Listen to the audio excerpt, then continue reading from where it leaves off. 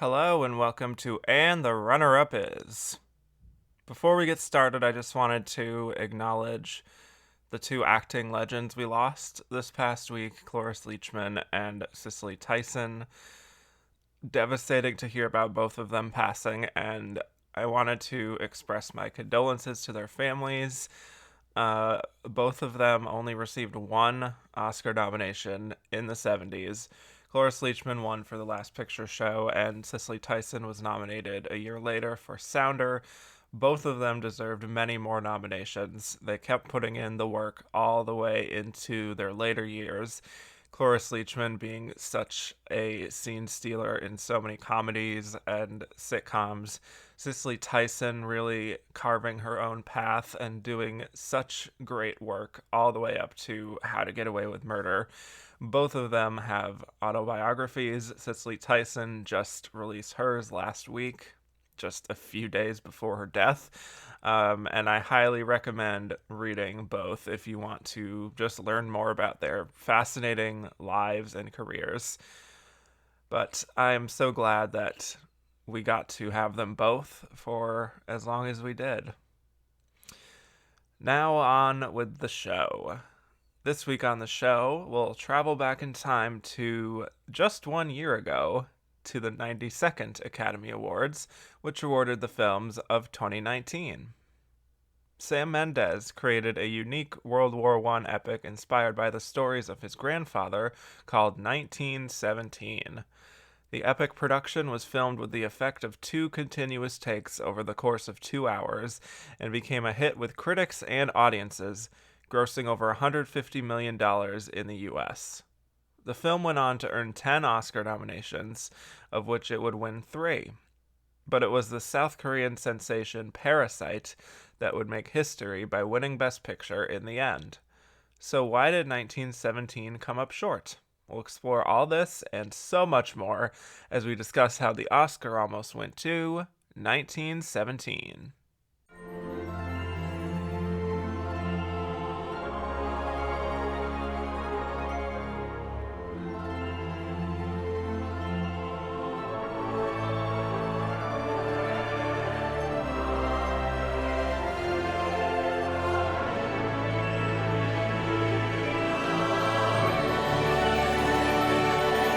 Hello and welcome back to And the Runner-Up Is. I'm your host, Kevin Jacobson, and a few weeks ago we talked about the second Academy Awards, which were about the films of 1928 and 1929. Logically, you would think that next I would go to the first Academy Awards, but I still need to do an episode on this most recent Academy Awards, so we are fast forwarding 90 years to the 92nd Academy Awards.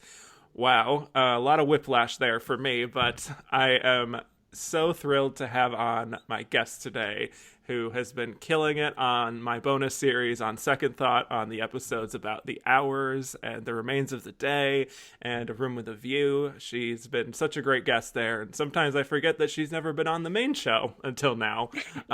You know her from Next Best Picture and the Petticoats and Poppies podcast, and now she is officially a Rotten Tomatoes approved critic. Please welcome to the show, Nicole Ackman.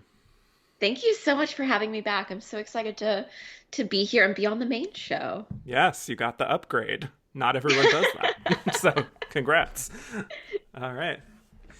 Well, we are talking about a movie that I know you love, Nicole, and that's part of why I have you on for this one, but it is 1917, which is almost definitely the runner-up in this case. I don't think there's a lot of discussion to be had about any others, to be honest, but is probably the runner-up to Parasite. So let's just jump right into a summary. It is a war film set during World War I in the year 1917, of course, and it's about 2 British soldiers, Will Schofield and Tom Blake, who are tasked with hand-delivering a message to the colonel many miles away to call off a scheduled attack, which would put thousands of British soldiers' lives in harm's way. So it's about them crossing through very dangerous terrain with the war still going on around them, and the whole film is given the effect of having no cuts, so just kind of one continuous take, except for one part in the middle, which really it all just immerses you in their journey. So the film was directed by Sam Mendes, who co-wrote the script with Christy Wilson Cairns, and it stars George Mackay as Will Schofield, Dean Charles Chapman as Tom Blake, and a whole bunch of handsome British actors in smaller parts like Mark Strong, Andrew Scott, Richard Madden, Colin Firth, and Benedict Cumberbatch. So 1917 made $150 million at the U.S. box office, which made it the second highest Best Picture nominee in terms of box office of the year. And it was nominated for 10 Oscars, winning 3, but not Best Picture. Okay, Nicole, so I'm going to turn it over to you here. I know just from seeing your tweet from last night that you have seen this film several times. Yes. So I would love to hear your general thoughts and just a little bit of insight into why this film resonated with you, has continued to resonate with you so much. Absolutely. So first, I will fully admit that I am totally personally biased whenever it comes to this film because, as people who know me from Twitter might know, I majored in history in college. I've been obsessed with World War One since I was, I think, genuinely like 6 or 7 years old. I was a little bit of a weird kid. But I think World War One is one of the most interesting periods of history. I think that it's one of the most interesting wars to study. I have a very weird thing with war movies in that if they're set like World War One and before, I'm obsessed with them. And if they're like after World War One, I, for the most part, could take it or leave it. But I think this is one of the greatest World War One movies ever made. I also am a little bit personally biased because I love Sam Mendes. He actually was the artistic director of a theater in London called the Donmar Warehouse, which I did intern at whenever I lived in London. Obviously, long past his tenure, but he also was sort of a mentor to Josie Rook, who was still the artistic director whenever I was there, who also directed Mary Queen of Scots, the film, which I am Very underrated. well on record. Right, I'm well on record of being very obsessed with it. So I will say, like, first of all, that I know that this movie was like kind of designed just for me, like to appeal to everything that I am interested in. And I love this cast. I love Dean Charles Chapman so much. Dean Charles Chapman is actually in 3 of my favorite movies of 2019, which is incredibly impressive. I think I spent like all of 2019 just telling people that he, at the same time as Tom Holland, had been a Billy Elliot in the West End. Apparently that's so I'm like, oh, I'm his mom too? All right, great. Right. But I think that he gives such an impressive performance. But I also, like you said, there are so many actors who have like tiny, like 3 to 5 minute roles in this. I'm so obsessed with Andrew Scott in this movie. I think it's an interesting film. I watched it again last night, and it's a very different experience, watching it like on your couch than watching it in a movie theater. The first time I saw it, I was at a press screening and I was surrounded by like older male critics, who I think all kind of like were looking at me like, is she okay? The 2 different times that I like sobbed. And I don't mean like I was like nice crying. I was like bad crying. Like ugly crying. Yeah. Oh, it happened again last night. Like I literally was sending my friends Snapchats and there's like makeup streaked down my face. But I think that goes to show that like obviously people talk a lot about 1917 as this great big technical achievement, and it is. Like the editing, the way that they filmed it, the makeup work, the all the visual effects, it's incredible. But I think what sets it aside from something like Dunkirk is that it also has, I think, a really interesting story at its base, and that as much as it is a war film, it is also a very personal human story about 2 friends and about one boy who, this is a very personal mission that he's on to save this company, yes, but also personally to save his older brother. And I think that that's why it works so well to me, is because I think that these human relationships are sort of the essence of it, and that's also why I cry like a baby. So yeah, I think it's a really good example of kind of combining story and performance with technical achievement, and I think that whenever you have both of those things is whenever it will succeed, as opposed to something like a Dunkirk, which I think to me is just all technical achievement and no human element. I agree with that. Sorry, Dunkirk fans, but Oops, sorry. yeah. Well, I will say, of all of the Best Picture nominees of this year, this was a true experience and one that Hmm. is most rewarding by seeing it in a theater with a good sound system and just crisp, high definition picture.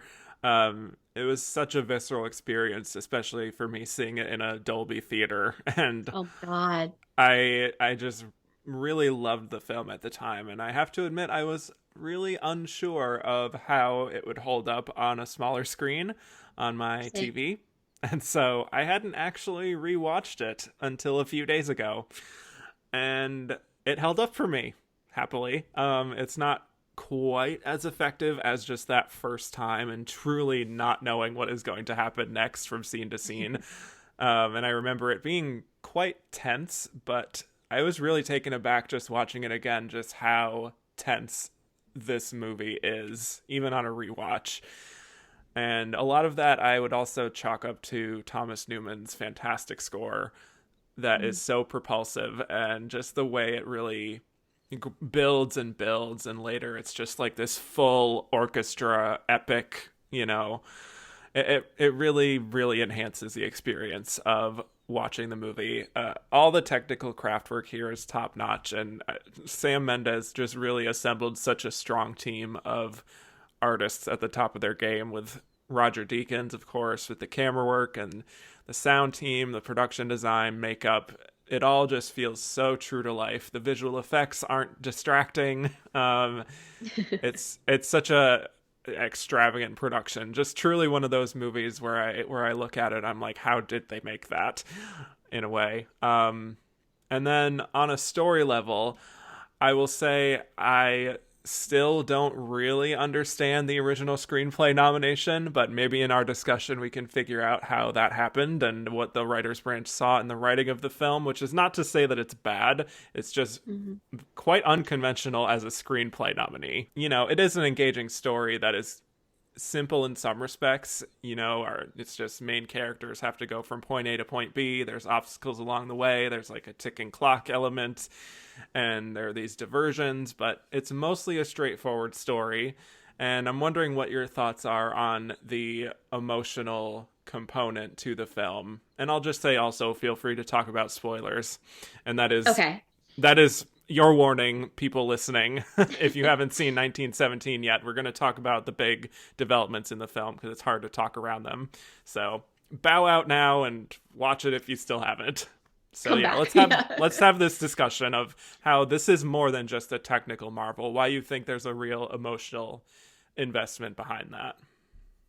I think one of the things that really sets this movie apart, and one of the things that I like so much about the screenplay, is that without ever hitting you over the head with it, the screenplay of this movie is very clear to make a point that war is bad and war is disgusting and it's gross, and there's all this mud and rats, and war is not glorious. And I think that I think maybe that's part of what makes the film a bit unique, is that that's done in a very subtle way. But I also think that, one of the other things that it really does well to emphasize is how young these boys are. I think that without making him ever feel juvenile, Tom Blake feels like someone who's so young that the thing, whenever he does die, it feels really tragic. I think the writing of his death scene is one of the strongest things in the whole movie. Um, because, and I was really dumb going into this. I really was like, oh, I bet like outside of a theater, I bet I'm not gonna cry. Okay, well, he says like, tell them I loved them. And I'm just suddenly like, oh, I should go get some water because I've lost all the water in my body. I've cried it all out. But I think that it feels so real. Um, and they really hit these points well without it ever feeling like they set out to be like, let's make a point about this and like what themes are we going to build into here. And I also really appreciate that it was inspired by Sam Mendes's grandfather, and who was a messenger during the war and had to deliver messages across lines and stuff. And I feel like maybe that's part of why it does ring so true, is because he was writing it partially. He came up with this story based on the stories that he had heard his grandfather tell. And I think that there's something really powerful in that, particularly in, if you think about as far as World War I movies go, we're not good. Like, it's not going to be a thing much longer that someone could write it based on stories that they heard from someone who was actually there. Right. Yeah. That's very true. It's never said outright like a lot of war movies that just like, war is hell and this examination of is it worth putting thousands upon thousands of men through such a traumatic experience. This still has that in a way, but it's through showing, not telling, which I really admire. And yeah, that scene of Tom dying is just seared in my mind, and there Yep. were a few elements of the movie I forgot just before the rewatch, but that is the number one thing that just always stuck with me, especially just how it happens, just like, and the switch over to like, oh, he's dead now. I don't know how they did that, but even in the earlier scenes, like there's this like decaying horse on the field, which is just really Oh, so viscerally upsetting. And there's yep. just also, isn't there like a corpse that's just like hanging on a wire? It's just like really Yes. cold, brutal stuff just in the imagery. But like I said, very little is overtly stated about just like the wider context of what it all means, and having these like philosophical discussions about the cost of war and all that stuff. It doesn't need that, and it's not realistic to what, you know, Will and Tom would have been really even talking about, because these are just young kids, So, yeah. Exactly. And I think that also, like, another place that the writing is really good is at the end of the film, whenever Will actually reaches Tom's brother. And it's Richard Madden, Mm. who I Mm-hmm. like was so into the film that I kind of forgot he was going to be there, and I was like, oh my God, yeah. But he plays that so well, and I also think it's written so well to reflect sort of, you see, you can kind of guess if you know anything about World War I, and you know the incredibly difficult mental health issues that when soldiers came out of this war with, that you have this sense of the British stiff upper lip, Mm-hmm. and how much men at the time were encouraged not to discuss what they were feeling, not to show their feelings. You're in war, you've got to like not break down. And the way that both Will deals with delivering this news about his friend who has died, but also the way that his older brother receives it, and the way that you can watch him trying to hold himself together and like trying to compartmentalize, I think is really powerful. Because, and I think that too, like as an older sibling, I think that's part of why this film gets me so much. Oh, yeah. um is thinking about someone delivering that news to you, like, and the way that his face lights up when he's like, oh, is he here? Right. Like he's just around the corner, right? But like, no. Right. And then Yeah. he's like, so I think that that is also part of why it works so much for me, that there isn't a focus at all. There's never really a discussion of like the purpose of this war, which of course, like it's World War I. What was the purpose of it? We don't know. Yeah. Um, but, or, like this idea of like, oh, well, troop movements, blah, blah, blah. It's very intimate, really. And it's very boiled down to, Will and Tom have this message that they have to get to this, other company. And on a deeper level, Tom is on a mission to make sure his older brother isn't killed as part of that company. Mm-hmm. Yeah, and I think a lot of the emotional investment for me was just in the casting of George Mackay, who Ugh, has just the perfect eyes for a person who is going through just like the hell of war. Uh, he's able to say so much without saying anything, just from the look of horror on his face. And he also looks young.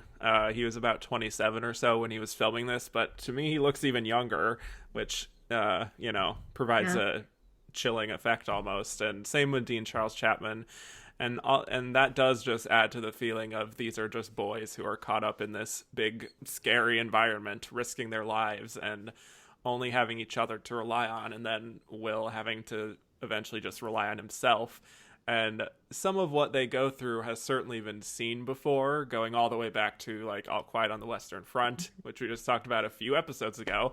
So it's not reinventing the wheel, but there's something also in the setup of each new set piece and how they just maneuver through them that I think is very well modulated in the script in terms of just like really just building and building and building and, you know, going from real quiet and peace to something just fully chaotic.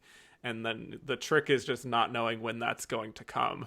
And there's just an inherent human fear that I certainly felt watching it the first time, and even to some extent on the rewatch, where we're in the underground barracks and there's a tripwire, and how are they going to get out of this, or just the whole nighttime sequence, or the big showcase moment at the end where he's running through this open terrain. I think a lot of that is in the filmmaking itself, but I do also think that the screenplay deserves credit for not just, you know, inundating the audience with this nonstop action or speeches or whatever, and just allowing us to breathe and take stock of what happened, and then, you know, have a new environment with a whole different set of stakes. And yes, there's something a bit video gamey about that, which is a criticism that gets lobbed at the film, I think, quite a bit from people who don't really like it. But I guess I don't really think that's a bad thing, you know? Right. I think the video gaming thing is such an interesting critique to me because I'm like, okay, so you're saying that you do feel immersed in it the way that you would feel immersed in your play, Right. your video game. Like Right. that isn't that the goal? But I don't know. I've never liked that critique of it. But I do Yeah. think that you're so right that like it does really well at sort of building this tension and having I think one of the things that's so unique about World War I in particular, especially, compared to wars that had happened up to that point, is that there was this sense that you were never safe and you were always sort of just waiting. These men did so much waiting just for an attack to get brought back from the front line, like for anything to happen. And I think that you Mm. really feel that throughout the film, that like it really does feel like anything could happen at any moment. I remember the first time, whenever that rat jumps and it like blows the thing up, I remember I like yelped like in the cinema because I was Yeah. not, and you think like you're sitting there waiting for it to happen, but I just wasn't ready for it. And I think it really does bring out these like visceral reactions because it has all these new obstacles, like things that you weren't expecting, like that, even just that first scene where they're going across no man's land and you keep waiting for someone to shoot at them, to lob a grenade or something, and they reach the other side and there's no one there. And it's like, oh, okay, so we can relax. And then like, no, there's tripwire. Right. Um, Of it's course. it's like, oh, okay, great. So of course I don't actually get a break. Thanks. Um, but I think that it is true that like this set is so incredible. I'm so in awe of the production design of this movie. Even just all the different trench recreations and how it really does give you this feeling of how cramped they were and how muddy and um, just how like gray everything was. But then also, of course, we see a lot of, I think one of the things that really comes through in it is sort of how destructive the war was, not just to people but also to the land, and to these cities. Like we see this city that's essentially in ruin, and I think that whole section, and then in the, I guess it's a church, um, is just so phenomenal. Yeah, absolutely. And I want to go back to something you were saying earlier, just about kind of that feeling of, I guess, anxiousness among a lot of the men of, you know, not knowing what's going to come next, or just kind of being frustrated almost by not being able to do what they think that they should be doing, you know, because Yeah. they come across well, eventually just comes across men who are sort of doubting the order itself, and I wanted to just, I mean, a lot of that comes from all the supporting performances here by these more famous actors than the two people at the center. Do you have a favorite of the bunch? I feel like it's Andrew Scott. Oh, so I for the first time last year, I did my own personal film awards, which I put on my blog, and I actually invented a category just so that I could give Andrew Scott an award. Uh, Wow. Okay. I invented like a best cameo role category, Love that. because I think that what he does with like 3 minutes of screen time is actually so insanely good. I literally would watch an entire movie about this character. I will also say this year that award will be going to Max Greenfield in Promising Young Woman. Ah, Um, that's but fair. I think, right, like it's the definition of like a tiny role that's not really enough to like qualify it for like a best supporting actor. Um, or best Yep. supporting actress, but it's such good work. And I think that Andrew Scott's character, both the way he plays it and the way that it's written, does such a good job of showing you the frustration, like you were saying, and the anxiety, and the fact that, like, at this point, especially by 1917, the men who'd been in the war for a while, and in particular the older men, not these young men like Tom Blake, really didn't care anymore. All they wanted was to make it out, hopefully.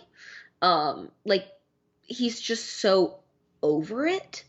And I think that it really goes a long ways towards showing sort of the different kind of men that you had. And there's this great, I think, juxtaposition between these men who are actually, like Andrew Scott's character, like George Mackay's character, versus whenever we see like Benedict Cumberbatch's character, who's a higher up at the end, and still sort of like has this idea of glory and achievement. I think that sort of juxtaposition between the two is sort of at the crux of some of the issues of this war. Andrew Scott just has such an immediate personality to me. It's just like he's fully formed, even though he has this, what, like 3 to 5 minutes of screen time, maybe. Just Right, but it's like, it's a full character. exactly. Like, I truly would watch an entire film about that character because I know enough about him that I know that I would like that movie. Like, I think that it's and I do think it really is like a huge testament to his skill as an actor. But I also do think it's the fact that the screenplay is really smart in that it's able to build character through really small detail. One thing too, like I was so blown away by on my watch last night was I'd kind of forgotten right before Blake's death scene. We have this scene where they come across this house and there's these like cherry trees, and he Hmm. suddenly is like, oh, like here's a bunch of facts about cherry trees, and Schofield's like, why would you know this? And he's like chatting all this like really cute chat about like his mom's cherry orchard, and it's like so smart that they give you this really endearing detail about him Yeah. right before they kill him off. Hmm. It's like you feel the best towards him that you feel towards him the entire movie, maybe. Um, right at the moment that they like And that's the punch you in the moment. gut. Exactly. Yeah, Yeah. right. Which whenever writers do that, I'm just like, damn it, why are you playing with my emotions so much? I'm like, why would you hurt me like this? Yeah, yeah. It was also, I remember it was so funny when this movie came out and everybody was like, why are they campaigning him supporting? And I remember that scene starting and I was like, oh my God. Oh my Oh, God, this is why he's supporting and he's not lead. Oh no. Like, yes. And because he dies at like the 50-minute mark. Uh, that is when we, as people who follow awards, are kind of just like accidentally spoiled by exactly. like the impact of like, oh, they're supporting, but it seems like he's a lead, but like, okay, and then, oh, now we know. Yeah. Yep. Yep.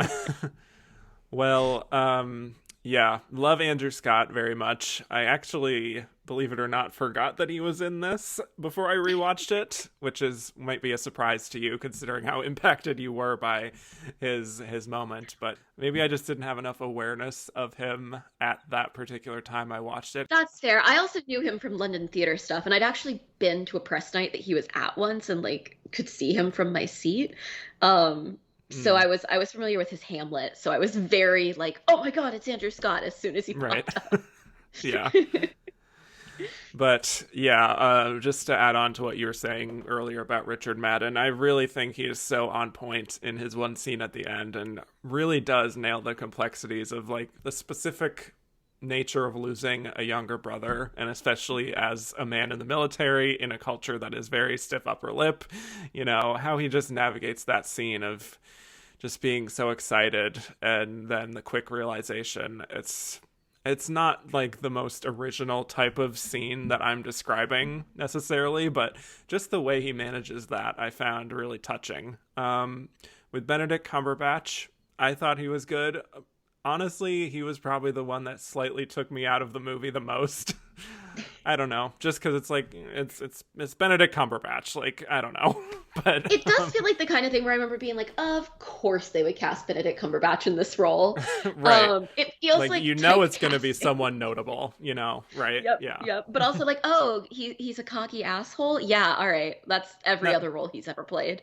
Yep, that Uh, checks out. Yeah. I mean, Colin Firth, I think is fine. Very, very grave and serious.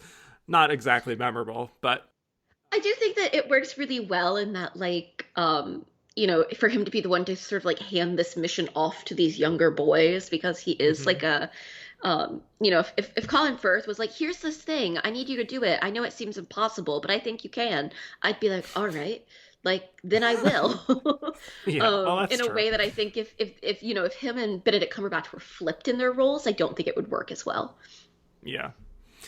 Another just this is kind of a tangent here, but something else I thought was very noteworthy about this is just the presence of non-white soldiers in general. Okay, I could talk all day about how happy that makes me because, like I said, Okay. I'm a huge Yes. World War One nerd. And I've been to a couple of exhibits about Indian soldiers and Sikh soldiers in World War Hmm. One. And I think that it's like one of my issues with World War One movies in general is the fact that they tend not to acknowledge the fact that it wasn't just French and British white men in the trenches. Hmm. So the fact that they actually do have a scene where they have, non-white soldiers, I was like, the first time I saw it, I was like freaking out in the movie theater. Like honestly, it kind of took me out of it for a minute because I was so excited in a moment that's like very much down. Right. But Right. yeah, True. it's one of my favorite things about the movie, honestly. It's such a great detail, and it doesn't even really call attention to itself, or say like, "Oh, this is look at what we're doing." But it's Right. such an important detail to include because it is accurate to the period. There were numerous Sikh soldiers in the military at the time, and yeah, I just think things like that are an example of why there's more to this movie than the people who criticize it say that it is. So here's my question to you, Nicole. Okay. Since nobody asked this from the Twitter questions, I'm Yeah. curious your thoughts on if this film would have been as powerful as it is if it was just filmed like a regular war film with all kinds of cuts rather than this big seamless one continuous take setup. Do you think it would have worked as well, and do you think it would have been as successful with like awards and critical praise, or what do you think? See, it's a weird question. I actually was thinking about this while watching it because to be honest, even while watching it, I forget about the no cuts thing. Mm-hmm. Um, to me, like if I could list 100 reasons I love this movie and never get to that. Um, Right. I think it's one of the least interesting things about this film, honestly. But that's also like partially because I have so much that I think is interesting from a historical perspective. Mm-hmm. I do think that it would have done absolutely just as well with audiences. I do wonder if critics would have been as quick to jump on it if it didn't have this shtick. Mm. Um, Some would say gimmick. right. And I do think that like the way that it functions within the film isn't gimmicky, but I do feel like the way that people talked about it was gimmicky. And I don't even necessarily mean like the team itself. I mean like critics and award bloggers and all of that. Mm. I think that it's actually kind of dumb that the film kind of got distilled down to that when it's so much more than that. I do think it's effective. Like I don't think it was a bad choice, but I kind of like for me personally, I think it would have worked just as well with more traditional editing, but just like, especially if you think you keep the cinematography just as good, but you have more Mm. traditional editing, I think that Right. would have worked as well for me. But also there are moments in it where I think the whole no cut thing works really well. Like I think for me, if you had had just a sequence of that, in the same way that like Atonement has a sequence of Yep. editing without any cuts in a war scene. I think that would have been enough for me, honestly. But I don't know that it would have full on like impacted its awards chances, but I do think it would have had a very different conversation around the movie. Mm.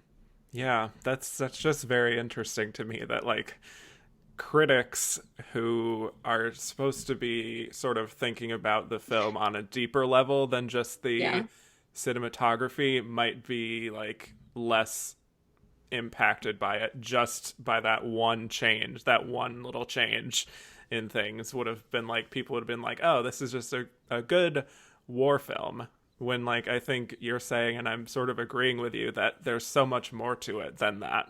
You know, it's like exactly. it's such a surface level thing that people are praising about this film and saying, "Oh, this is what makes her different." You know, this is Yeah. why you know this deserves special attention over all the other war films.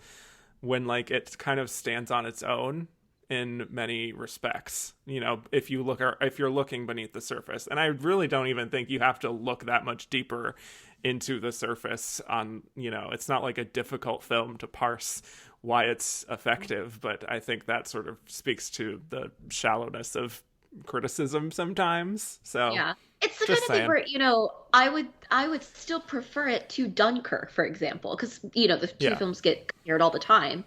Did Hmm. it, even if it had traditional editing, like that's not the reason that I think it's a fantastic example of a war movie. Yeah. And to be fair, like, yeah, at the end of the day, in some ways, it is. I don't want to say it's just a war movie, but like it's not a revelation or something. It Hmm. just simply is, I think, one of the best in its genre. And like that's okay. I think sometimes people act like movies need to like reinvent the wheel. Hmm. When like no, you can just make a really, really great movie. Yeah.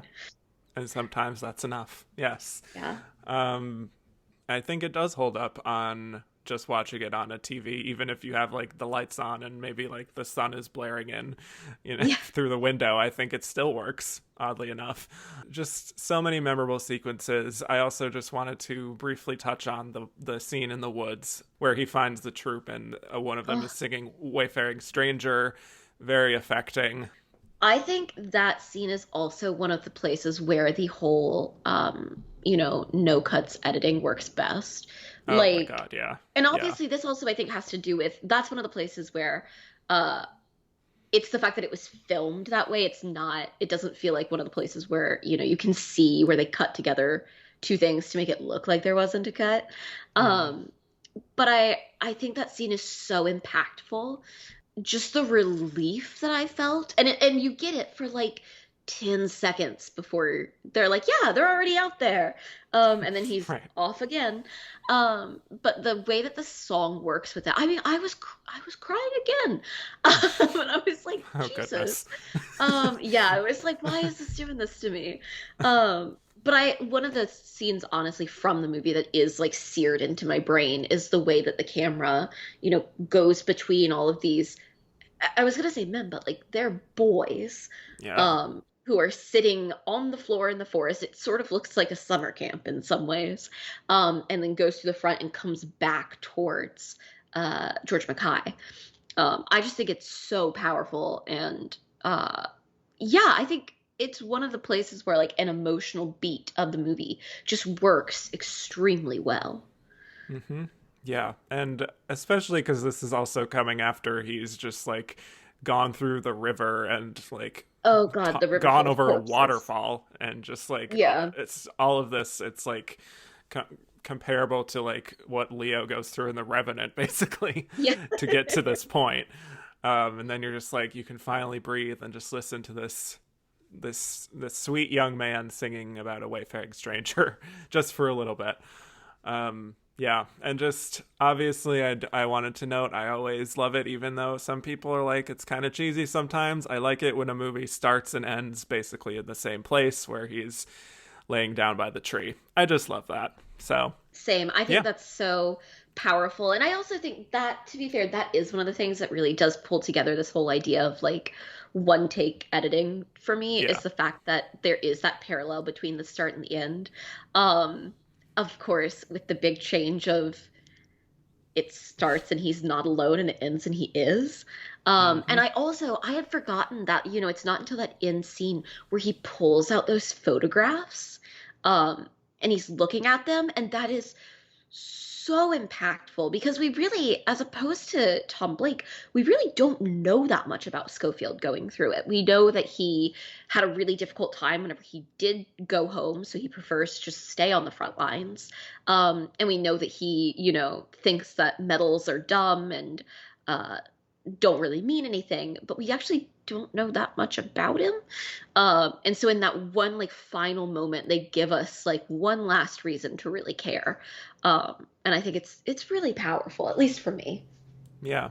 Well, I think that was something that people took issue with, is that we don't really get to know him very much over the course of the film, and people sort of felt like he's just kind of a cipher and he doesn't have a personality. But yes, just the impact of that final moment for him where he can finally breathe again. Not to be like Love Simon, but like you can breathe Yeah. now. you know, Absolutely. And I it's think just what's interesting is that, there was that critique of like, oh, we don't really know his personality and stuff. And I'm like, actually, we don't know much about him, but I think we get a really good view of his personality. yeah, Um, because like I think he's I know, exactly who yeah. this man is and how he would react in scenarios. I just don't know, what did he do before the war? What is his family situation? Like all that sort of stuff. Right. Which I think is And I don't also even know if that's needed, really. right. I think it's also very true to, whenever you think about British men in this time period, and a lot of them didn't like to talk about their life back home. Like we do know that Yeah. he's fairly traumatized by the war and definitely is dealing with some stuff. It makes sense that he maybe has to sort of compartmentalize all of that stuff away. Hmm. So I think it actually like adds to the character that he's not as open and free with information as Tom Blake is, especially because like we do know quite a bit about Blake. Hmm. Um, so it makes it feel like it's a choice that we don't know these things about Schofield. Yeah, absolutely. I love that we're just like single-handedly just like dismantling all these superficial critiques that people had with the movie. I love it. I'm sure you still have more thoughts, but we do have to move on. Yes, Do you have yes. any stray observations that you wanted to just throw in before we talk about the Oscars? Yeah, my last one is I do think obviously it went sort of unheralded because out of all of the work done on the film, it's probably the least like extraordinary. But I think the costume work is actually really nice. That's also me being a little bit biased. I love a World War One uniform, but I love how they actually went to the trouble of making all these uniforms feel lived in. Because nothing annoys me more than whenever you watch a movie, set in a war like this and all their uniforms look brand new. Yep. Um, they actually do feel quite lived in and real, and I think that's really good. I also, again, want to single out the makeup work, both in terms of like, um, I noticed it again after there's that explosion with the rat and the tripwire, and George Mackay's face is like covered in like dirt and sand or whatever it is. Um, how real that looks and how well they're able to deal with it within the scene, I think is really fantastic. But also, I did read somewhere that I think the makeup team did a lot of the work on like those horse, Mm, like carcasses that you see, and I think oof. those are so effective and Hmm. so chilling. Um, that I think that all the craft work on this was absolutely incredible, but I think that like there's no part of the making of the film that isn't absolutely exceptional. Yep. Amen to that. And I will just, to bring it back to the beginning, just want to single out once again Thomas Newman's score. Sir, you Yes. are robbed. Just gonna say that. Yes. Agreed. Yeah. So that's 1917. Um, Please, if you haven't watched it yet, I don't know why you're already all the way here and we've spoiled the whole movie, but I still think it's an effective movie, even if you sort of have a sense of what's going to happen. Maybe that's just me. I don't know. I think it's an experience. So, all right. Well, when we come back, we will be discussing why 1917 lost Best Picture to Parasite. Have you ever wanted to share a bit of the spotlight with Meryl Streep? Or play a game where Daniel Kaluuya is on your team? Sounds interesting. Well, this year you can, thanks to today's sponsor, the Star Draft. As you guys already know, award season is finally almost here, and Star Draft lets you be a part of it like never before. It's kind of like fantasy football meets the Golden Globes. Here's how it works. Head to thestardraft.com to create a league to invite friends, or join a public league to make new ones. Draft a team of 10 actors and musicians. Think Olivia Colman is going to sweep every award show this winter? Well, that certainly wouldn't be triggering for me at all, but you can draft her. Before every nomination and award show, set a lineup. Every time your actor or musician earns an accolade, they earn your team points. Then sit back, relax, watch the awards, and rehearse your acceptance speech like Kate Winslet talking into her shampoo bottle. The site's top-scoring team at the end of Oscar night earns a cash prize. It's 100% free, and because I love the Star Draft and you all so much, I've created a public league that you can join right now. All you have to do is sign up and join the And the Runner-Up Is League at thestardraft.com. That's www.thestardraft.com. As always, I look forward to beating you all award season long. And we're back. So now we'll be discussing 1917 at the Oscars and why it was the runner-up to Parasite. So 1917 was nominated for 10 Academy Awards, including Best Picture, Best Director for Sam Mendes, Best Original Screenplay, Best Cinematography, Best Makeup and Hairstyling, Best Original Score, Best Production Design, Best Sound Editing, Best Sound Mixing, and Best Visual Effects. And it walked away with 3. It won Cinematography, Sound Mixing, and Visual Effects. And I know there were people at the time who definitely expected it to get more, so excited to jump into what happened there. But before the Oscars, 1917 did very, very well.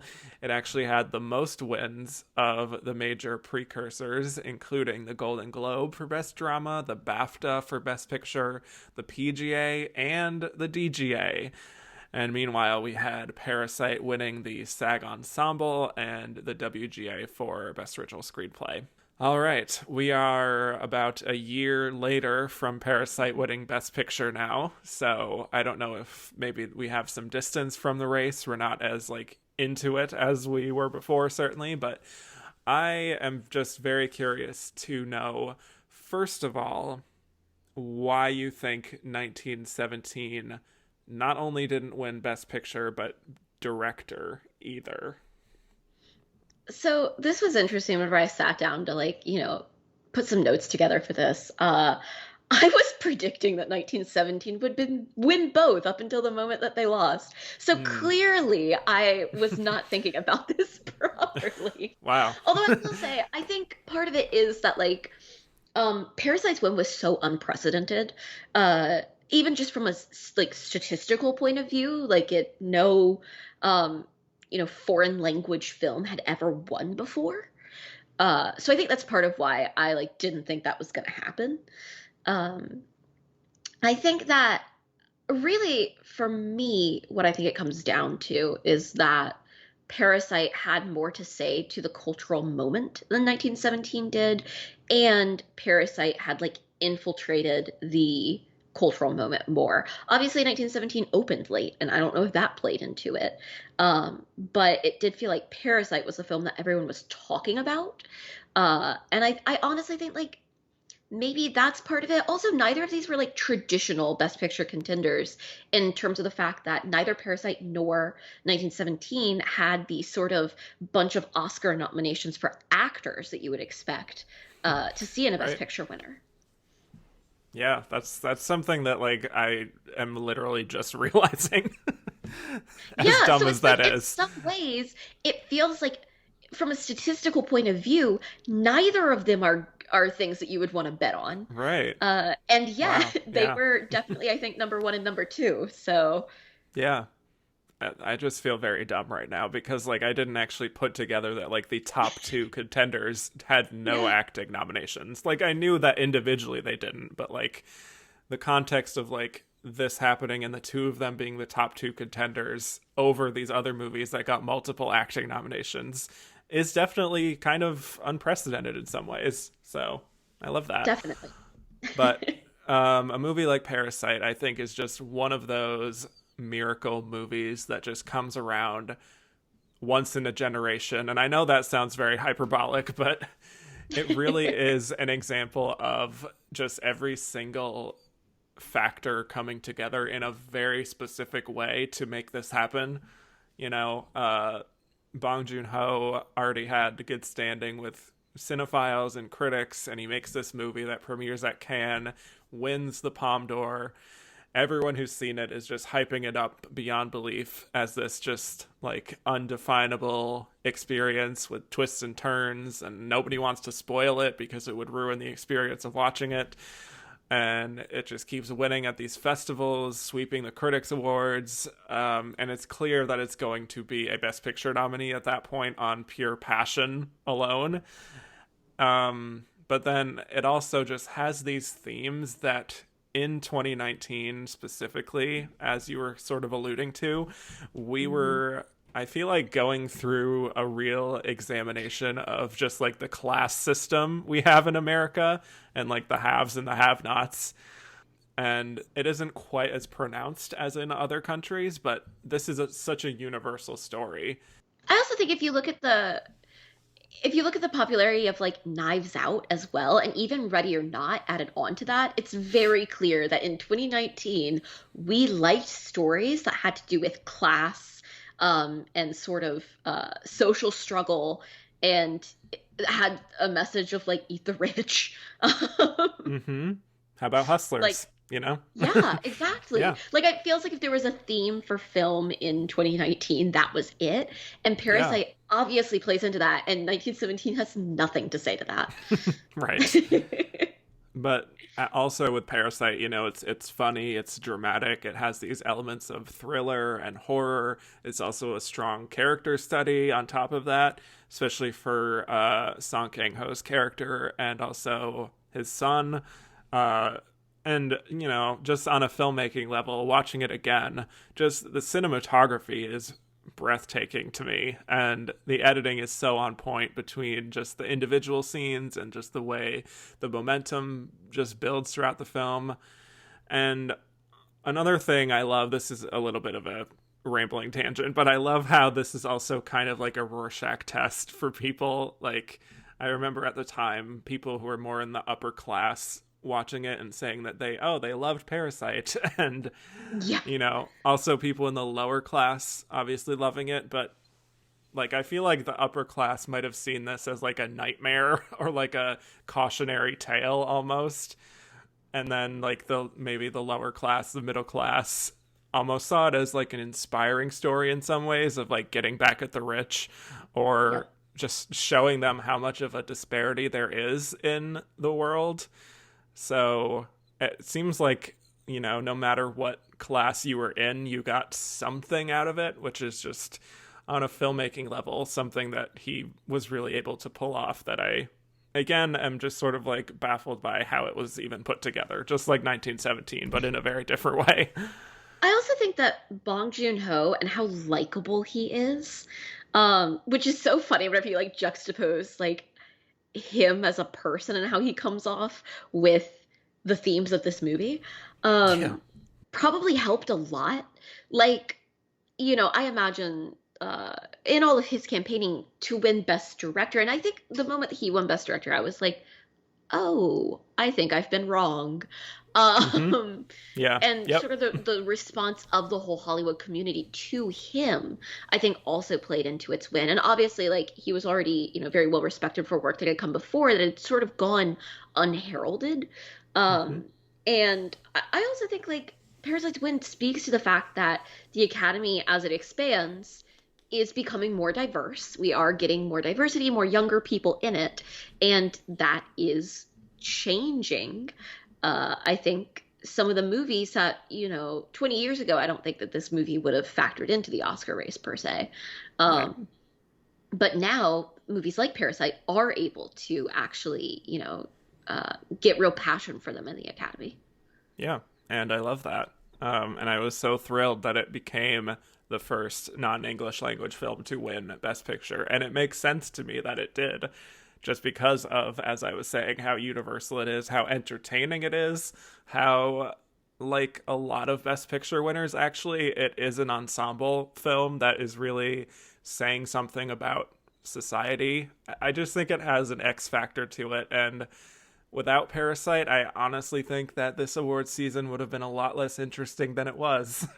um, I remember just loving it and just rooting for it so much, just as like an underdog story, really. Yeah, I just think it became kind of a sensation that I almost get emotional thinking about seeing them all on stage together, and after Jane Fonda announcing it and doing it in such perfect fashion, by the way, with that little pause, and A true all of them, queen. yes, all of them on the stage, and like I was watching it about an hour ago before we started, and I got very emotional watching it again because I've been talking about the Academy Awards of like the early, like second and third and fourth awards, where you fast forward to 90 years and it's just such a world of difference that like a movie like Parasite would never even be eligible to be nominated, let alone win Best Picture. And it just gave me some hope that maybe the Academy will continue to just grow and open their minds more about what a Best Picture can be. So, yes, I adore this film personally, and I think Neon pulled off such an excellent campaign that should probably be studied by Yes. awards campaigners. So, Yes. yeah. I just think, maybe without Parasite, maybe 1917 easily just would have won. I sort of think it's a case of like, there's this one movie that so many people, there were very few haters of Parasite. And I think there were a lot of haters of a lot of films in this particular race, to be quite honest.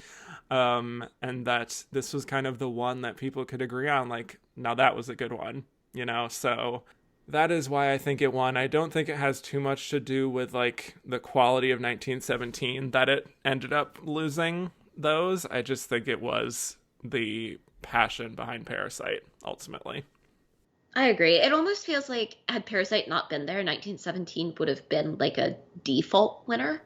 Yeah. And I mean, thank God that wasn't the case. Like I'm obviously I'm very sorry for Sam Mendes and the whole team that they didn't win, but it would have been such a boring year if we had those four acting races that were so tied up. And then we Yep. also had like, oh, here's our default best picture winner. Mm-hmm. Like thank God because the whole Parasite versus 1917 was one of the only interesting things happening.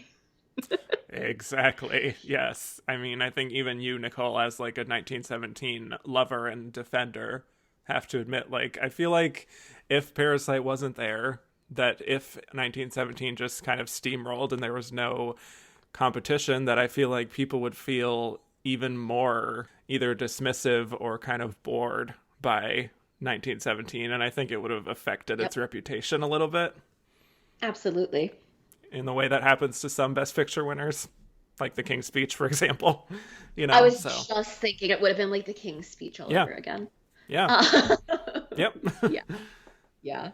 So yeah, that's that. I mean, it's a lot of people already know this since we just went through it just a year ago, and I've certainly even talked about it. Like I recapped last year's Oscars, so maybe some of this is redundant, but I do really think that it is even beyond the little 1 inch barrier at the bottom. There is just something so much more universal and making a point, than 1917, which does make a point quite subtly, but I guess not as overtly for a widespread academy. So let's get to a bunch of questions, shall we?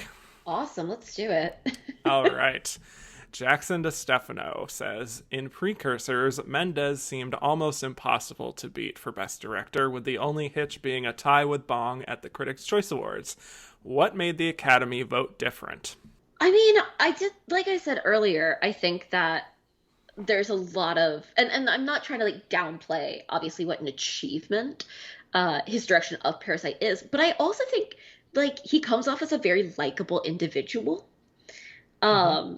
And I think that sometimes that helps. Like I think that he was campaigning pretty hardcore from what I saw. Like and you know with the Academy, sometimes that is what makes the difference. Yeah.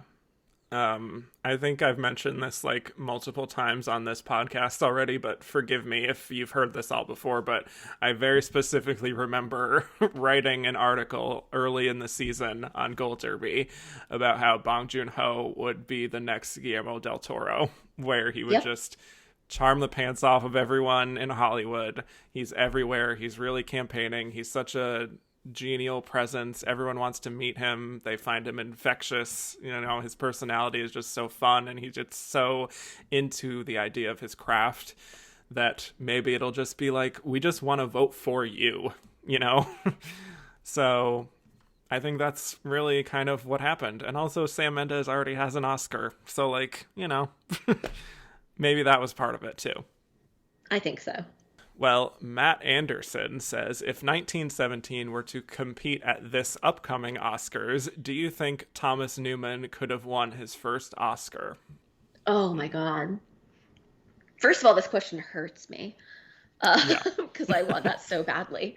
I do Mm-hmm. think that, you know, especially with the fact that it feels like there's something weird happening with score at this coming Oscars in that the two top contenders are by the same people.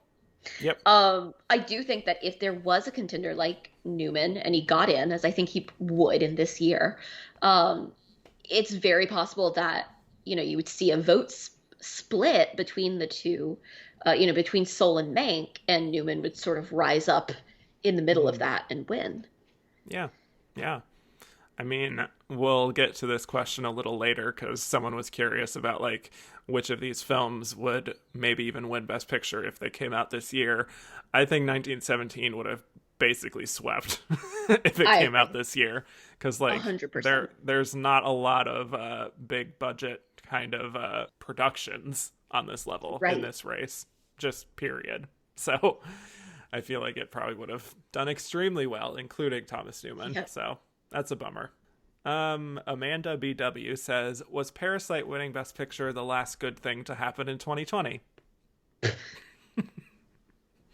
Oh no. Yes. Probably because I also won my offices even though I predicted Parasite wrong.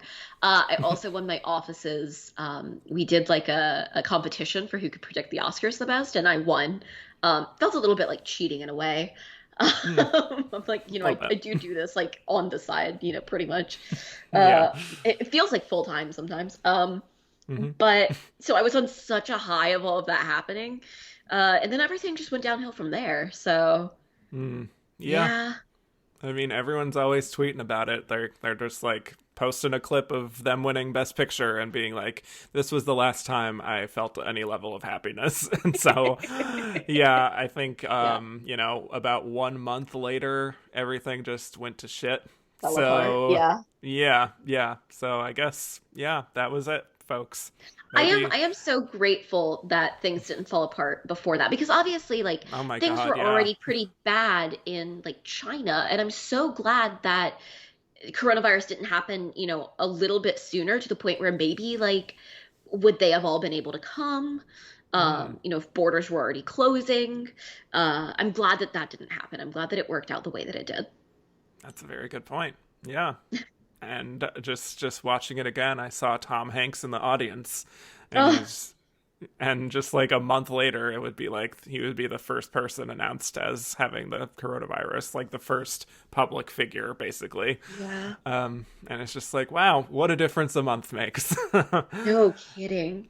So anyway, at this point, I'm just chasing after the feeling I got from seeing Parasite winning Best Picture and hoping that it happens literally at any point in my life again. So, This is gonna sound so bad, but like I hmm, feel like the way that I felt watching that happen was kind of the same way I felt during the inauguration. wow. And the way that it was Yeah. also like similar to the way that my Twitter timeline looked. Hmm. That's Of people fair. just being so That's a good happy. I point. was like, I truly during the inauguration, I was like, I haven't seen my Twitter timeline this uniformly happy since Yes. Parasite won Best Picture. Yes. Our skin is glowing. Our crops are watered. Our crops are Everyone's watered. just Yeah. living. Yes. We're all unified for one day. For one day. Yes. All right. This is from Kevin Clowder. How close do you think Parasite was to getting an acting nomination? Well, I think Song Kang-ho certainly was the closest, and was he sixth in supporting actor? Maybe. Yes, it's hard though to think like I still struggle with the idea of who he would have bumped. Um I think Hopkins. I think Hopkins, but the fact that Jonathan Pryce got in Yeah, that's true. makes me feel like Hopkins was safer there. Maybe Hanks? Oh no, And not Hanks. that's the thing. I'm like, but I can't imagine it being. I don't want to think about it. Yeah. Poor Tom Hanks has had a year. I don't want to try and take away his Oscar Yeah, nomination. come on now. Yeah. Two Popes also got into screenplay, but obviously Hmm. like didn't have a best picture nom. But I don't know. I really do feel like as much of a narrative as people tried to make of it, I kind of feel like the supporting actor was pretty set. Yeah, I mean, I was actually predicting Song Kang-ho would get nominated, and maybe that was also hope dicting on my part. Yeah. I just really I had a sense that like, okay, well, he's not making any of the major precursors, but that's okay because like the Oscars know better and they're more international and they're gonna, they're gonna do it. It just seems like something they're gonna do, and then it did Well, like not also happen at all. The Oscars are gonna do what they want to do. Like I'm looking at you, Kathy Bates. Exactly. Like, Exactly. yeah. Yes. Thank you. Yes. More on that later. Um, this is from Brandon Stanwyck. If you could only nominate one of the Parasite ladies, who would you choose? And then, bum, bum, bum, who would you boot from the category to make room? Well, Okay. I mean, one of these questions has a very obvious answer. Does it? Does it, Nicole? For me at least. Yes. I know what you're saying.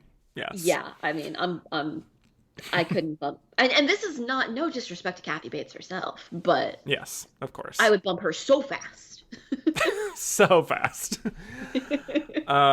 Yeah, I would actually put in Cho Yo Jong, who plays the mother of the Park family, because I just found her to be one of the MVPs of the film, and that's such a tricky part that I think she pulls it off so well. A lot of people definitely mentioned Park So Dam, who is great, also great comic relief.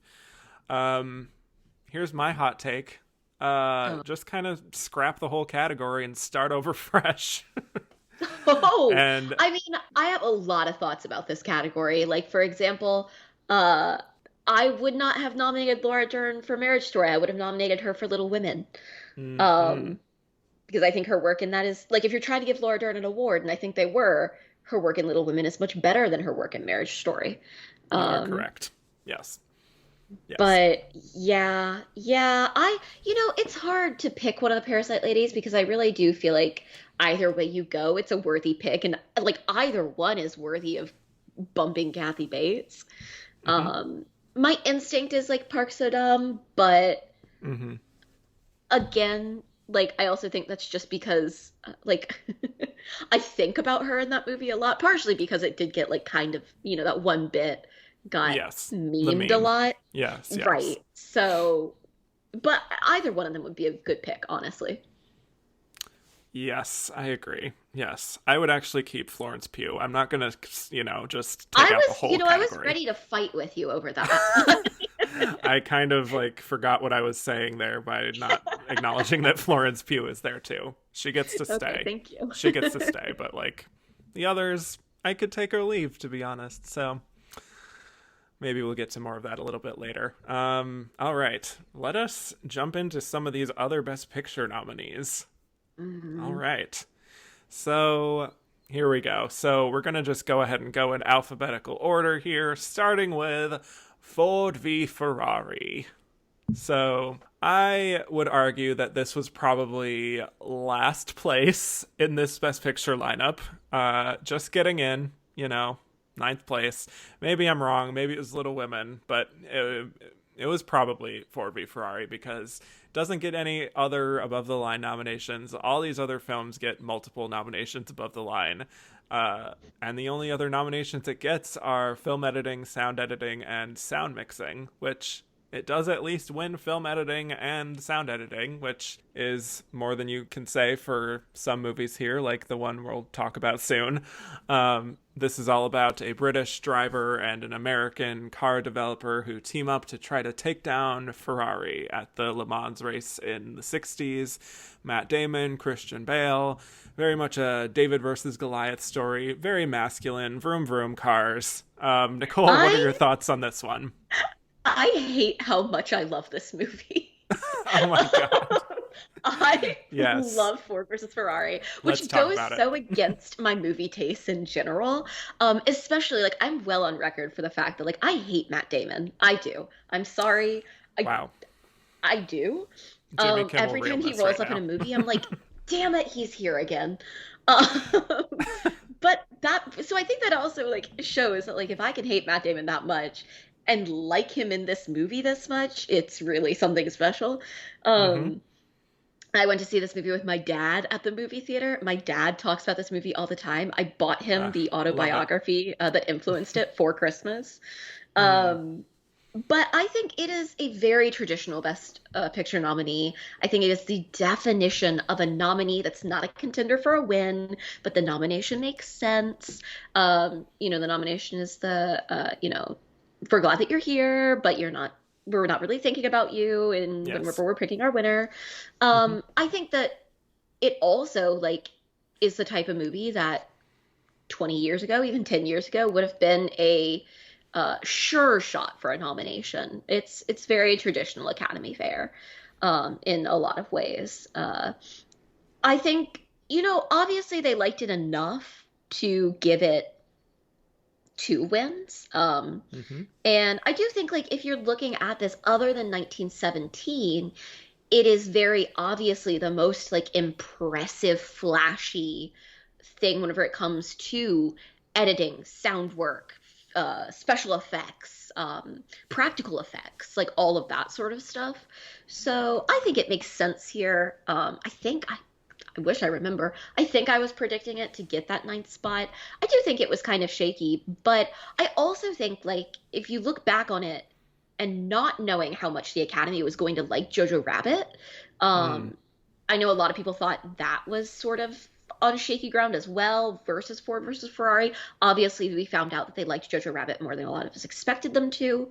Um, but I think it definitely was in sort of the lower tier of if it was, still a year of five, it wouldn't have gotten in. Um, but at the same time, obviously the Academy did care for it. yeah. It's so funny you mentioned seeing this with your dad because this was the only movie from this lineup that I went to see with my parents.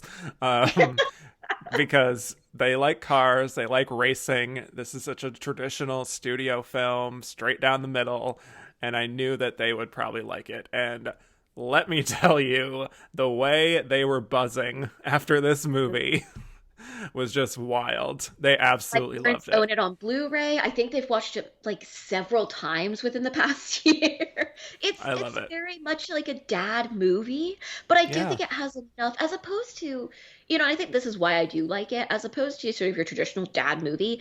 There's enough in it that's actually quite emotional, um, that I think does make it appeal to a slightly wider audience than you would think that a movie called Ford versus Ferrari would appeal to. Right. Yes. I will say I wasn't quite as enthusiastic about my about the movie than my parents, but I still really did enjoy it way more than I thought I would. it's just really classic studio filmmaking, mid-budget drama for adults, and it's not really doing anything new. And like you mentioned several minutes ago, not every movie has to, you know. Yeah, yeah. um I i also think Christian Bale's really good in it, and he gets i to do something that we haven't loved like him in gotten to see this. him do in a while. I Yes. was like very obsessed with Christian Bale when I was like in my early teen years. Like Little Women, Newsies Christian Bale, and I feel like Yep. we haven't gotten to see him do that sort of like charming but cocky thing that he does so well in a while.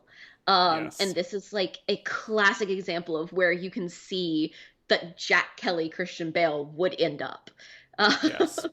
yeah. You took the words right out of my mouth. I think this was such a breath of fresh air for me, this performance from him.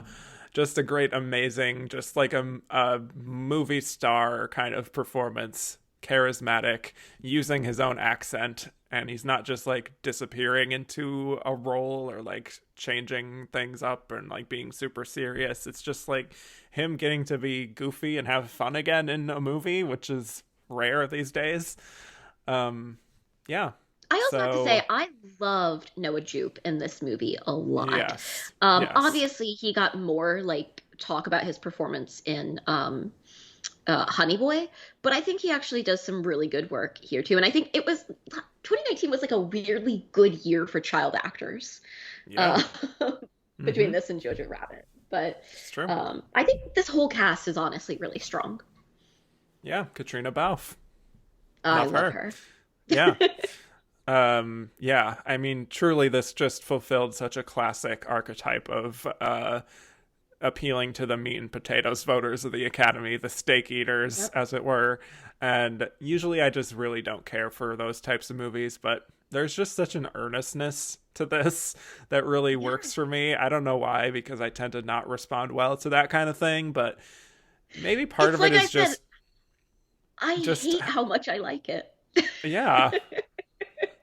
I I think it's Yeah. just how much we don't see this kind of movie very much anymore, Mhm. you know? Maybe 10 or Yeah. 20 years ago, I would be like, whatever, it's fine, nothing special, but I just like really value a movie like this now because it's such a rare commodity. So, yeah, Absolutely. really great use of sound too. So, Mhm. um we didn't get any questions about it. Sorry. Film Twitter did Sorry. not like this movie anywhere near as much No. as the general public did. So No. Yeah. I felt very But alone in my love for it. yeah, I wasn't really like the person who was like, but actually Ford v Ferrari is great. But like I was still like, come on guys, it's not like such a drag that like this movie is getting nominations. Like it's Yeah. good entertainment. So yep. Well, let's move on to The Irishman. All right. So Martin Scorsese reuniting with Robert De Niro and Joe Pesci, and also working with Al Pacino for the first time. All about a gangster who just steadily rises in the ranks and ends up working for Jimmy Hoffa. Nicole, I do not know your thoughts on The Irishman. I do think that you're not as keen on this one. Maybe that's just Um, an assumption. so there's a reason that people don't really know my thoughts on The Irishman. Um, Okay, I go kind off. of kept quiet about it during the season because I think this movie is so slow. It's so long. I fell asleep twice and had to back it up. I don't think it's the worst movie. I don't think it's the worst in this lineup. But I also have like I genuinely hope I never see this movie again, unless I'm trying to take a nap. Um, yeah, I really didn't care for The Irishman at all. And I understand why people liked it. And if that is your kind of movie, it's really good at being that. But it is the antithesis of what I want to see in a film. Um, Wow. yeah. So that's why I kept quiet about it for so long. I'm like a little bit That's nervous right now. I'm like, wow, I really did keep these views very quiet because I didn't want to rain on people's parades. Um, but it's been a year. I can say it now. I don't understand why people like it that much. I don't understand how it got all the nominations that it did. I was so distracted by all the CGI work in it. Um, yeah. So I was a big fan of this. I'm so um, sorry. And like I totally understand that like it is just not my kind of film. and that's okay. I am not the audience for this movie. And I That's think okay. that if you are someone who likes this kind of movie, like I don't really like Marty Scorsese movies, Mm, other than The Age of Innocence. Um, that tracks. so, right, like that's exactly like there was nothing in this movie that was gonna make someone with my taste in movies like it. Um, Right. Right. yeah, Well, but I I respect think people who do. okay. Thank you. Well, You're welcome. um, I think I like more about what it represents rather than like what Hmm. it is as a film. Um, there are a few films here where it feels like the director was really telling either a personal story or just being reflective on their career having reached a certain age. And this is really, I think, the prime example of that. This felt to me like a grand finale to this particular brand of gangster drama in America that I think is a good representation of this genre, but then also commenting on that in a pretty profound way and just showing like the aftermath of what happens after the glory has faded and just the impact of all these people you've screwed over, of just living a life of such self-interest and how that can lead you to feeling completely alone and isolated when you're old and gray, including being isolated from your own daughter who doesn't even want to give you the time of day. It's a film about consequences, and yes, it is extremely long. It is 3.5 hours, but I think the length in a way helps the impact of the story in the last 30 minutes, where this really feels like we are witnessing like a lifetime on screen. And just the gut punch of the last 30 minutes, I think, is was really profoundly felt for me because of everything that came before it. I was just gonna say I would agree. I think the last 30 minutes of it are really strong filmmaking. Yeah, Um, I don't think anyone, even people like me who really didn't care for the movie, I don't think anyone can deny that. yeah, yeah. I think Robert De Niro, it's one of his best performances in like 25 years. Maybe he didn't really have like the spring in his step for those younger de-aged scenes of like kicking someone, for example. But a really strong internal performance, I thought, and same goes for Joe Pesci, who has never really been this understated in a film, but very lived in. Al Pacino is certainly going very broad, but definitely a scene stealer. I don't know. I can't say I expected to be as impacted by the film as I was by the end, but it really kind of got to me in a way. I think at a certain point also this could have just been the best picture winner. Like after the New York Film Critics won, it won that. I think it won National Board of Review even. I remember being like, what if it's just The Irishman? Like, what if that's what it is? Yeah. But then the industry came along. I think it was probably of this lineup, probably the number one case of respecting a film rather than loving it, Yeah. which I get. Yeah. Um, yeah, I don't know. It's a long film, it's a big investment, and there is a coldness to it that could certainly be very isolating, but I rank this more towards the upper half for me personally, but I will say I'm glad it didn't win because of just how old school it is. I like to see something that's just refreshing and kind of doing something new with my best picture winners, but I don't know. Glad it had a presence. Sad it went 0 for 10. That kind of I sucks can't no matter believe it went what kind of zero for movie you are. 10. Yeah. Like even as someone who doesn't like the movie, I can't believe it went 0 for 10. And I think it probably was. I mean, obviously we've said like 1917 and Parasite were the clear front runners, especially whenever you look at who won what.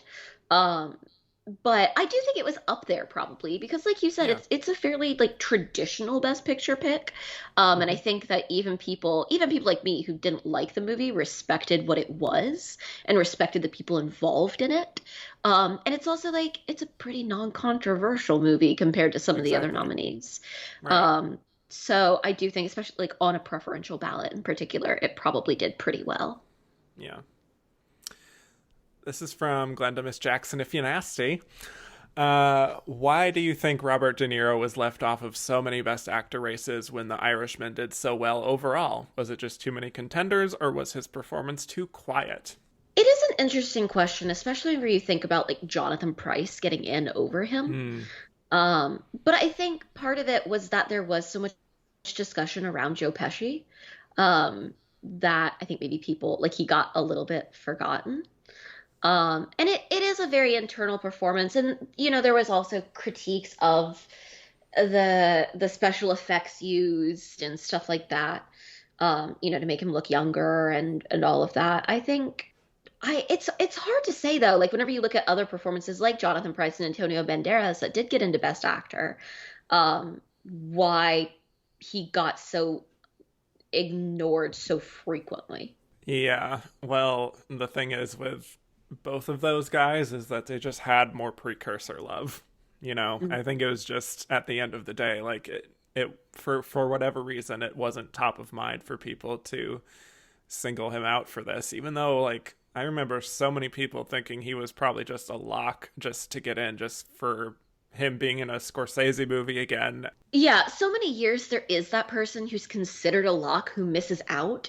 And I think like especially if it was gonna happen in Best Actor, like Joaquin wasn't gonna miss, Adam Driver wasn't gonna miss. Um, and even Leonardo DiCaprio like probably Yeah. wasn't gonna miss. I think especially like maybe the Academy feels like they have to be nice to Leo now after ignoring Yeah. him for so many years.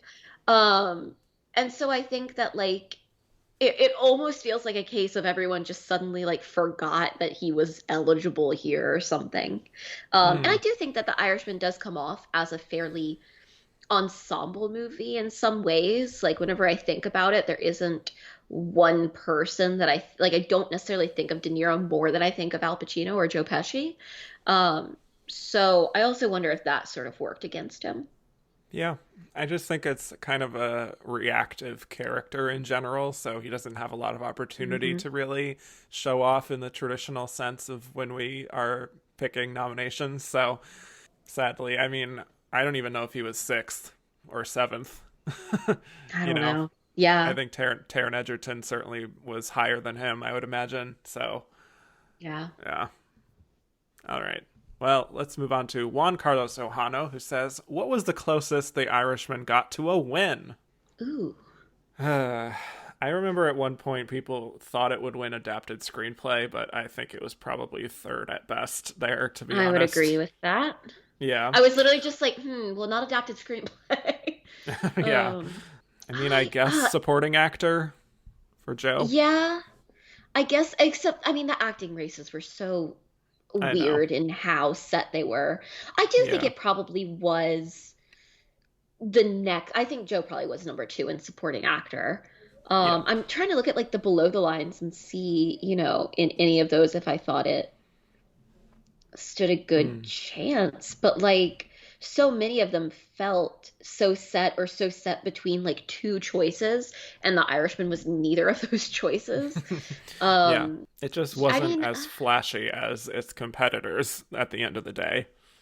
like maybe it wasn't good. I don't like. I'm like film editing, but Yeah, that because it's Thelma Schoonmaker, so she's a legend. precisely just because of who she is. Like maybe it Hmm. was in good consideration there. I mean, I guess if you look at like visual effects and think, I mean, Sure. it felt pretty obvious that 1917 was winning, but like I definitely think it was above The Lion King and Rise of Skywalker and Hmm. even Avengers Endgame. So I guess it was probably number two there. Yeah. So there you go. Yeah. Yeah. And to be honest, I don't even think it was like even close to beating the ultimate winners in any of those situations. So I guess No. I mean, I didn't even predict it would win anything, and it didn't, and I wasn't surprised when it didn't, which is Yeah. sad for everyone involved, but like it just wasn't really the best in any of its categories at the end of the day, and that's It just what happens. I could see Mank performing similarly this year, honestly. Ooh, yes. Yes. And sort of this idea of a nominee who gets nominated kind of across the board, and everyone agrees it's really good. It's we respect it, but there's a lack of passion for it in any particular category. Yep. Um, and so it just kind of gets left by the wayside. Yes. We will see what happens in a few months on that one. We'll see how that Yeah. comment ages in like 2 months. Right. That could age horribly. Yes. It just like sweeps. Yes. Right. It Um, could happen. I don't know. this is from Michelle F. In 5 years, will The Irishman be the film that ages the best? No. No, absolutely I will not. say Parasite will probably age the best, just, I think, generally speaking. yeah, I think Parasite's gonna age really well. I think Little Women's gonna age really well. Yes. Um, I honestly think that Jojo Rabbit will probably age well. Mm, I'm not saying that I think that like The Irishman will age poorly, but at the same time, I think people are gonna forget about it who aren't like big film buffs. Um, it is in the Criterion collection. that kind of confirms my point, Okay, actually.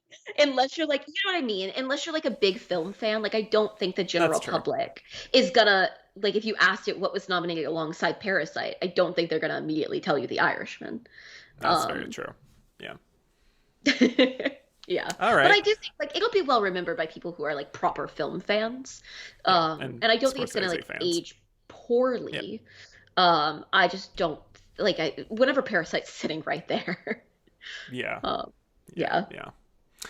Well, you mentioned one of those movies. Let's move on to Jojo Rabbit. So, this was described as an anti hate satire about a German boy during World War II who realizes that a Jewish girl is hiding in her house, in his house. So, this was certainly a divisive film, at least on film Twitter, in this lineup. Where I know a lot of people loved this, but a lot of people also like hated this without a whole lot in between. But I guess I'm someone who is more in between, actually, where I certainly did not have the emotional response that people who loved it had. I thought tonally it was all over the place and not really sure if what it wanted it to be, or like a satire, or just like a really sweet story about redemption. And some of those shifts just didn't really work for me. Nicole, what were your thoughts on Jojo Rabbit? I saw this very early because it was at Film Fest 919, which is our North Carolina Film Festival. And I love this movie. I'm obsessed with this movie. This movie is also collectively my family's favorite movie from last year, or from 2019. My dad and my sister are like obsessed with this movie. It worked incredibly well for me. I think it was interesting because, like you said, it was quite controversial. Um, a lot of people didn't like it and a lot of people loved it. And I think that anytime there's something like that where people are really passionate about their opinions on a film, either way, it's really interesting. I think it's a beautifully crafted film. Like the costume design in this is something that I could talk about all day long. I think the performances are really fantastic. I also think it's rare that we see a movie like this. It's a big awards contender. I think that's so centered around a child character, Mm-hmm. which I really liked about it. And I think that, Roman Griffin Davis gave a fantastic performance. This would have been like whenever you look at its Best Picture nomination, it would have been such a wild winner. Like even more so than Parasite in some ways. Uh, but I also think the Academy liked this movie a lot more than people thought it was going to. Yeah. I had this in my predictions and people acted like I was crazy. Um, and I was like, you know what? I think people are gonna like it, especially because um, it, hits on a lot of heavy themes, obviously, but I think things that people because of the political situation in the United States, things people were already thinking about, but it does have a sort of hopeful message at the end. And obviously, like, it did pretty well in nominations. I think better again than people expected. It got six, which is the same number as Parasite. Yep. Um, and I do think it's one that like was definitely in a lot of the categories it was nominated in. Maybe one of the things that was closer to winning, and obviously it did win adapted screenplay. Um, so I think this was a lot safer of a nomination for Best Picture than people thought it was. Yeah, absolutely. I will definitely agree that Roman Griffin Davis is just one of the better child star performances I've seen in recent years. Like, he's what a find. Absolutely. Thomasin McKenzie continues to Oh, slay. Um, I liked Scarlett Johansson a lot in this, which I wasn't sure if I would at first, just because I was like, oh, she's doing an accent. Is this going to be good? What are we doing? But then by the end, I was just fully like, she's really good in she this. she's so funny and so devastating at the same time, and Yeah. there's so many layers to her performance. Like, I think honestly, like, weirdly often about that one dinner table scene. Mm-hmm. Um and how funny it is while at the same time so heartbreaking. And I think the screenplay is really smart, and I think that the way that her character kind of comments on the plight of women in her position at this time is really clever, actually. uh again, another one. I would never have guessed going into 2019 that Scarlett Johansson would show up not once but twice on my personal ballot, and yet. I'm sure the Academy Yeah. didn't either because they've never nominated her before. Here she True, was with true. two. Yeah, yeah. Yeah. All the stuff with Sam Rockwell and Rebel Wilson, I didn't particularly care for, to be honest. Um, I did not like and Rebel Wilson in it at yeah, all. okay, yeah. But I will, Um, you know what? I'll give her this. Rebel Wilson in Jojo Rabbit was a lot better than Rebel Wilson in Cats. well, true, The I smallest of suppose. compliments I can give, but Yes, I'll give it to her yes, anyways. that's fair. You can't argue that. It's not her worst Um, performance from that year. yeah, didn't she also have like The Hustle? Was that also 2019? Oh, I think I've blocked that out of my memory. She was having quite a year. Um, Oh, Lord. yes, so I don't know. I just for me wish that it hit a little harder. This was like one of those movies where I was like mad that I didn't have the same emotional response as other people, such as yourself. Yes.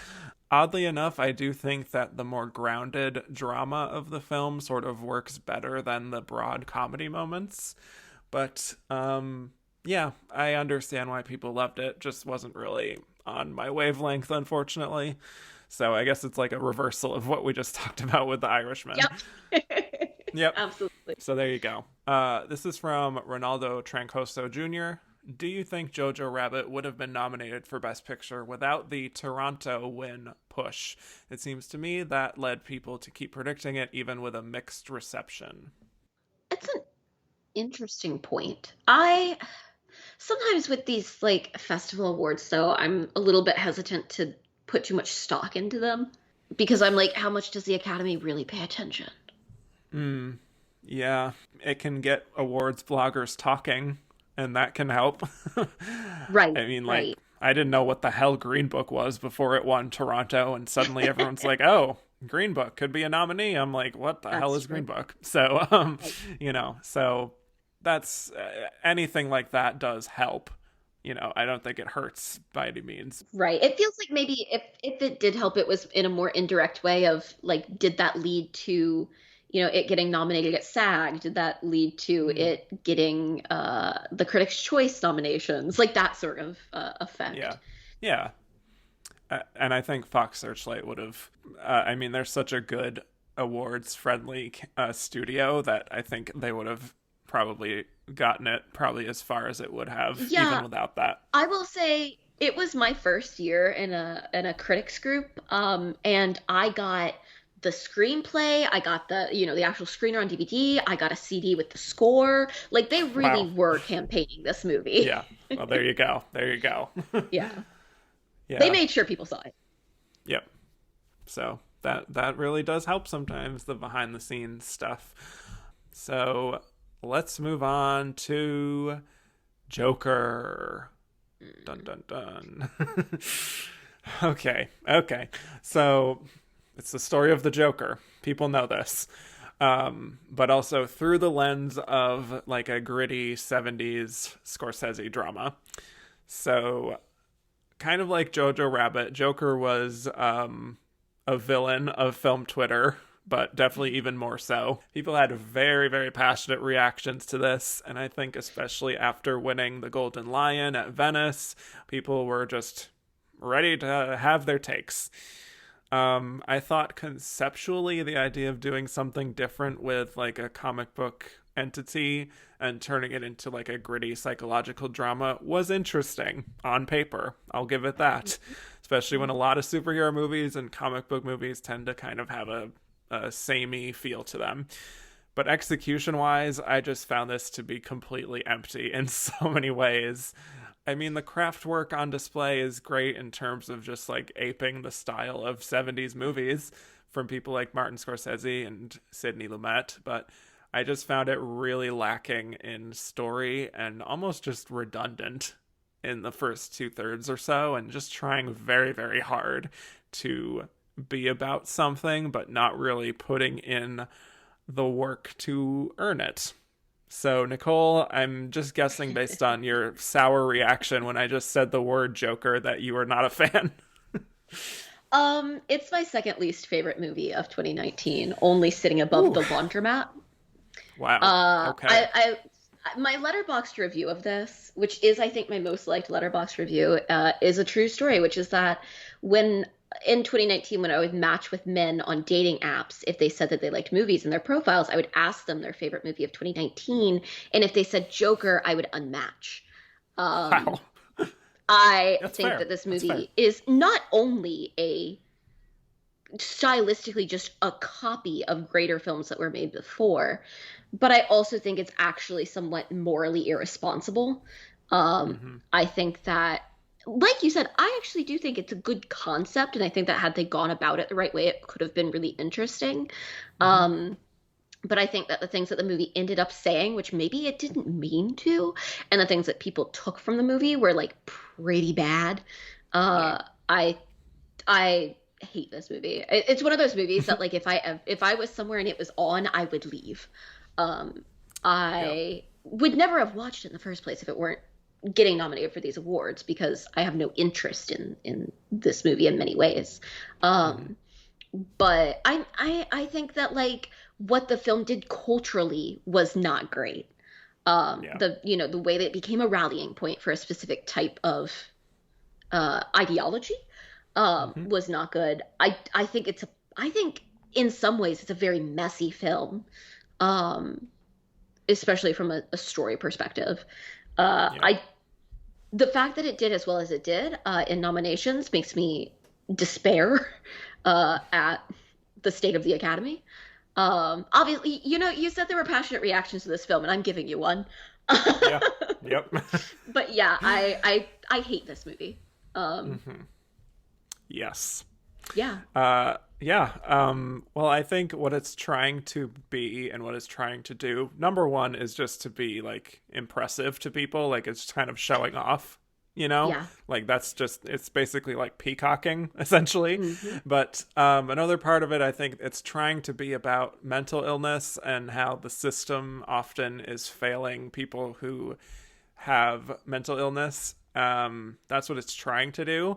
I just find it to be so surface level and lazy, and like that one Letterboxd review that circulates sometimes for this movie where it's like, if you've never swam in the ocean, then of course a pool seems deep, uh, which is just so perfect of an Yep. encapsulation That of I this mean, movie. there it is. There it truly is. Yeah, Um, and I do not disagree. Yeah. yeah. I think just because a movie references big important themes about society and mental health that doesn't automatically make it a strong commentary on those themes, and I think a lot of people confused that. I mean, the running joke about where, it's like, oh, we live in a society, man. And that's all the Yeah, film said, and it's true. totally. Like I was like, okay, and what? We live in a Go society, on. and like, and then it never went further. And I also think there's some weird gender politics in this movie. I don't necessarily feel comfortable with the way that the film portrays women. Yeah. Um, I think that the way that it portrays mental health is also potentially dangerous. Um, yeah, I think that what the movie was trying to be was something worthy, and what it ended up being was something at best empty, at worst, potentially morally dangerous. Yeah. I just think it's ugly and not in a way that's like, ooh, it's like exposing the rot of society and isn't that interesting. It's more just Yeah. like, no, this is just gross and stupid and just like exploiting mental illness, and it's just, Yep. yeah, not good. What do you think Yeah. of Joaquin Phoenix though? I'm curious about performance wise from him. Joaquin is my least favorite of the nominees. Hmm. Didn't make my personal ballot. I mean, what he's doing is it's not bad work. I do think it's also partially like not entirely his fault in that he was working with such an empty script. Um, but I'm also not gonna lie to you, I'm very turned off about all those stories of him on set and the whole. I mean, I'm well on record as being very anti method actors and like Yeah, yeah. um, all of that. As soon as a man launches into that, I'm like, nope, I'm done, I'm out. Because so often, in particular, male actors use that as an excuse to just be an asshole to people. Hmm. Um, and I also like it's kind of hard for me to like, and I know that this is a little bit of a personal bias. It's a little bit hard for me to look at someone playing the Joker um now whenever, like what Heath Ledger did with the Joker was so impactful. Hmm. Um and I think with like I do think that had he been working with a better script, maybe I would have felt differently about Joaquin Phoenix's performance, but it again just felt like a lot of bluster and not a lot of substance. Yeah. I think Joaquin Phoenix is giving it his all. And I mean that in Yep. both good ways and bad ways. And Yep. I do think that he elevates the film in some ways in just his commitment to the character, but there's only so much he can do when the material is just so lacking. Um, yeah. So, like, it's one of these things where it does not surprise me at all that the Academy and all the major precursors just fell head over heels for this kind of performance because it's so, even though, like the Joker isn't like a classic type of like character that would be winning awards, although there was one, it's just, Hmm. we don't see a lot of comic book types of characters winning for acting at the Oscars. It's just so like everything we've seen from Best Actor this decade that it Yep. was no surprise. So, the score is also the other win for this movie. Hildur Guðnadóttir, a rare woman winning for Best Original Score. So on that level, that's good. But I think the score is very chilling, but also kind of distracting and sort of trying to make up for lacking material, I suppose. Yeah, it's weird because on one hand, like I'm really passionate about female composers, so I hate to like trash her win. At the same time, I think it's a fine score on its own. It's still like it's not one that I would ever want to go and listen to in the same way that like I will I would listen hope to the not. 1917 score. Yeah. Um, I also, on top of like me not really liking it as a score on its own, I don't think it's used well within the film. I think it, like you Yeah. said, it's distracting. It's sometimes at odds with it. It doesn't mesh entirely well. So whenever things get nominated, where I'm like, well, I don't think it's good on its own, and I don't think it's used well in the movie. I cannot understand this win, and it almost, and I hate to say it does feel like maybe a little bit of tokenism of like, oh, Mm. look, like we're gonna vote for the woman composer. And it's like, as much as I want to see a woman win in categories like score where they're almost never show up. I don't want it to be because it's a woman. Yeah. Um, yeah. Yeah. Yeah. Well, at the very least, I credit the Academy for giving it the awards that I have the least objection to, I suppose. Um, that's kind of damning with faint praise. I don't rank him as my least favorite of the best actor nominees, but I guess I just think that his performance is separate from my issues with the film itself, so I don't have too much of a problem there. I just think it's absolutely absurd that this led the nominations. And when I saw that that was the case on nomination morning, I was like, this is the bad place. Like, what is It happening? literally made me question whether or not I want to be involved in like Oscar predicting Wow. and Oscar blogging and stuff because I was like, Yeah. if this is what they care about and it's so the opposite of what I care about, like, is this the right place for me? Obviously I decided yeah to stay around, but it Right. literally made me Right. like question my belief in the Academy. That's fair. Well, hey, let's move on to Little Women. Now I'm ready to move on from being so negative about everything. Yes, good. Let's just do a hard pivot into Little Women, shall we? Yeah. Okay. All right. Adaptation, of course, of the classic story by Louisa May Alcott. So, Nicole, why don't you just go first? Because I know this was also a very special film for you.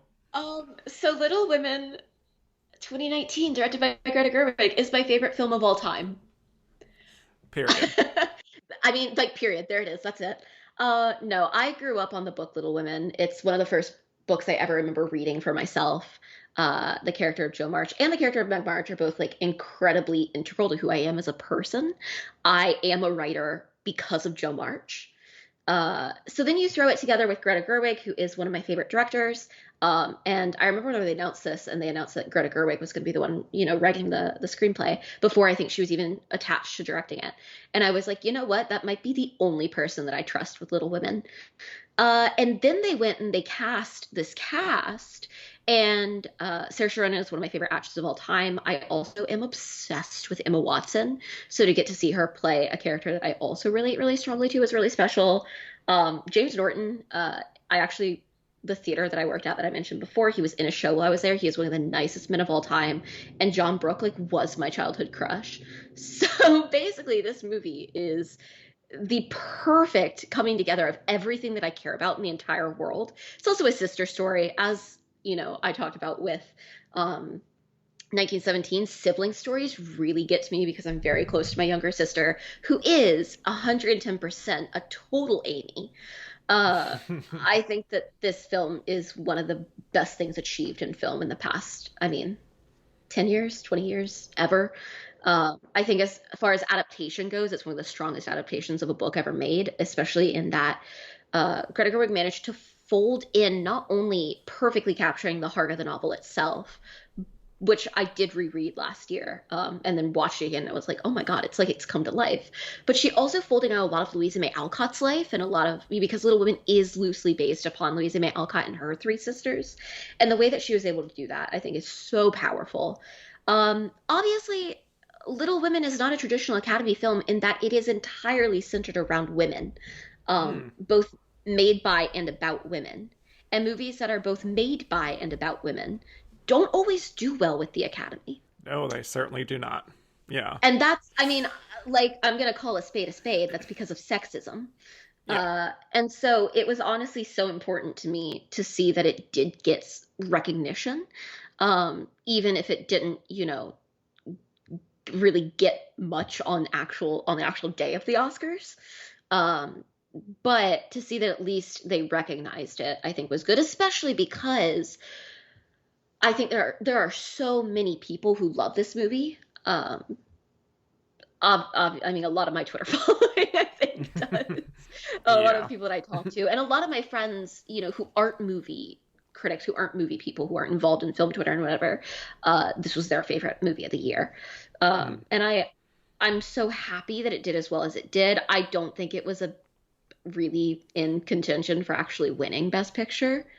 Um, but at the same time, I'm so glad that it got the nomination. Me too. Yeah. I loved Little Women. I loved this adaptation.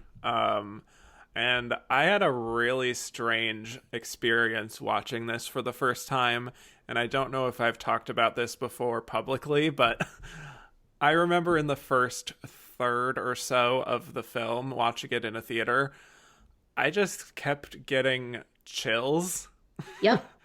And it was from this combination of like the warm tones of the flashback sequences and Alexander Desplat's score and Oh, this sense of family that I just had some type of involuntary reaction that I still can't even say that I've experienced again.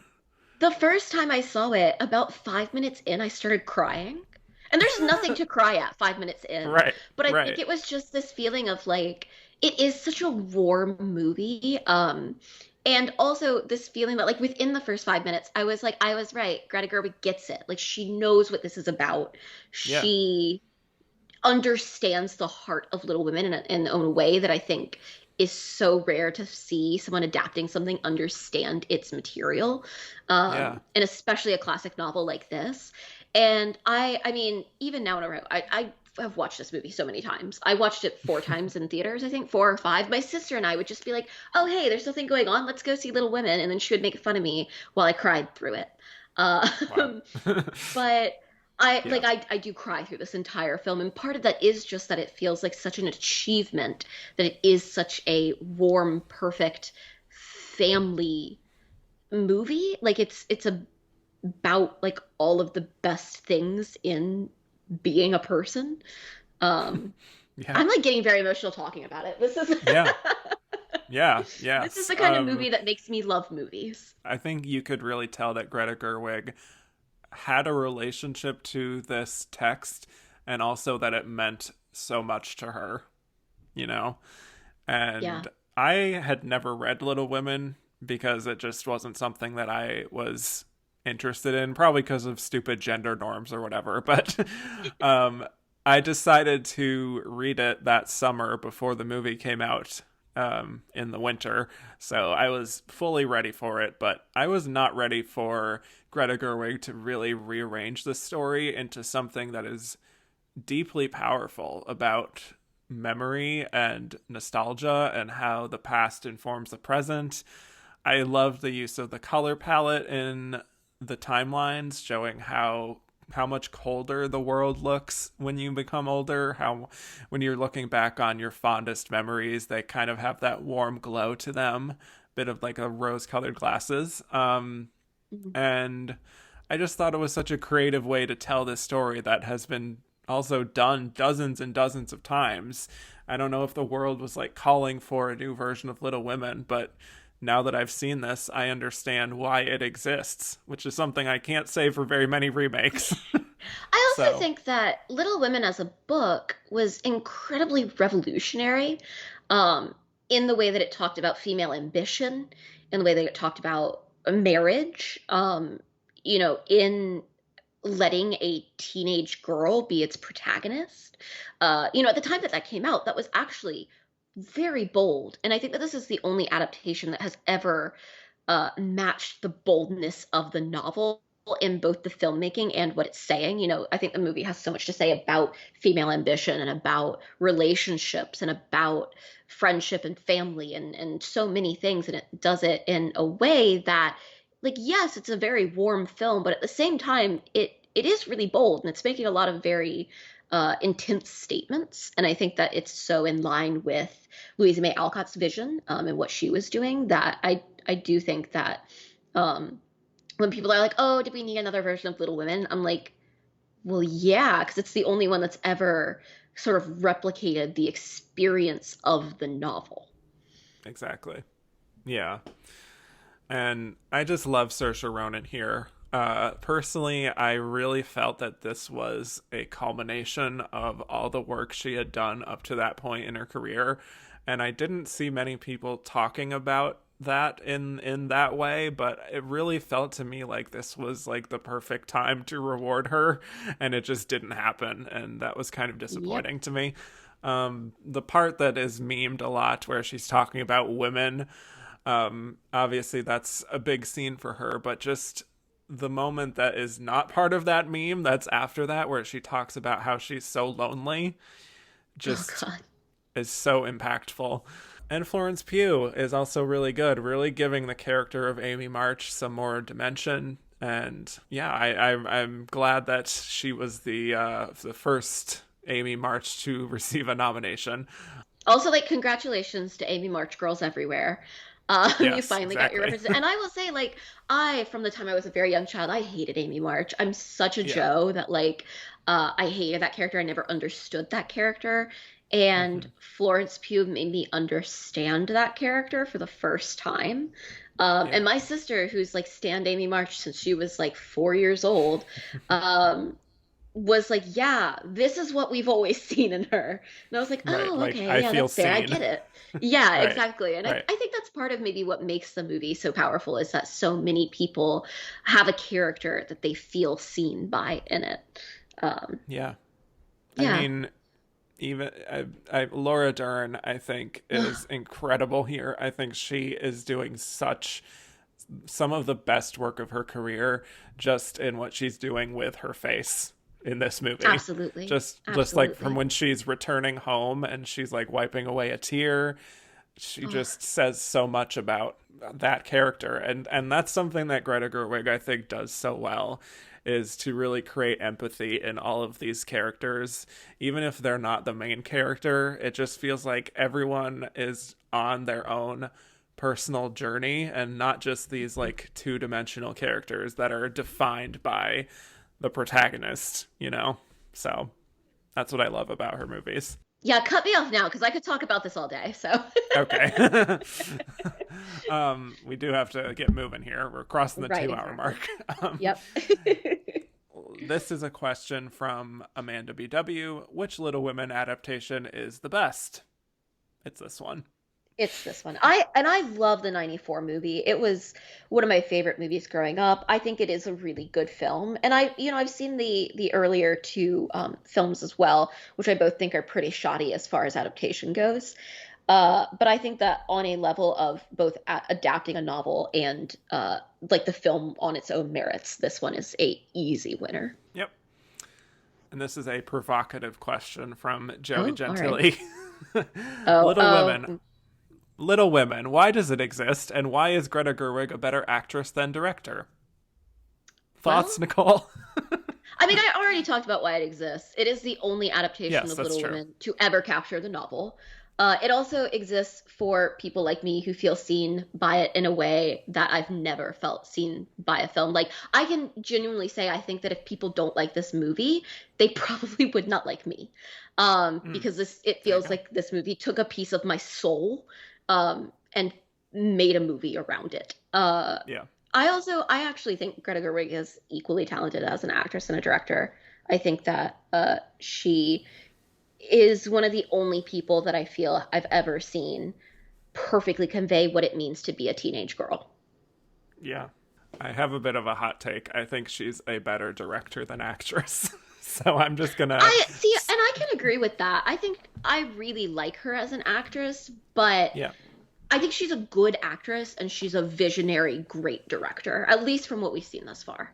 that's how I feel. Yes, thank you. So there you go, Joey. Um, Sorry, Joey. yeah, You just I attacked my know. personality, though. So, Yes, like this feels personal, right? yeah, yeah. I mean, it's still um, my Twitter banner. Like, it's a shot from there this you go. movie. And I will just add one more thing. I was disappointed when Greta Gerwig did not win Best Adapted Screenplay. I was very disappointed because I think that is such a classic feat of adaptation itself that it bummed me out. Just I saying. mean, I think it's the best adapted screenplay of all time. There it is. But at the same time, like, I can't dunk on Taika Waititi's win because obviously that was a big achievement, and he was a first in terms of someone of I believe he's of Maori origin, winning an award like that. And I do love Jojo Rabbit a lot, but Greta Gerwig will always have this award in my heart. So Yes. Well, there's a much greater chasm for me between the achievement of those two movies. So I'm very much in the tank for Little Women, but understandable. Yeah. So, all right, let's just kind of speed through as we cross the 2 hour mark. Oh my goodness, so many movies. Marriage Story. So it is a marriage story, but it's also a divorce story.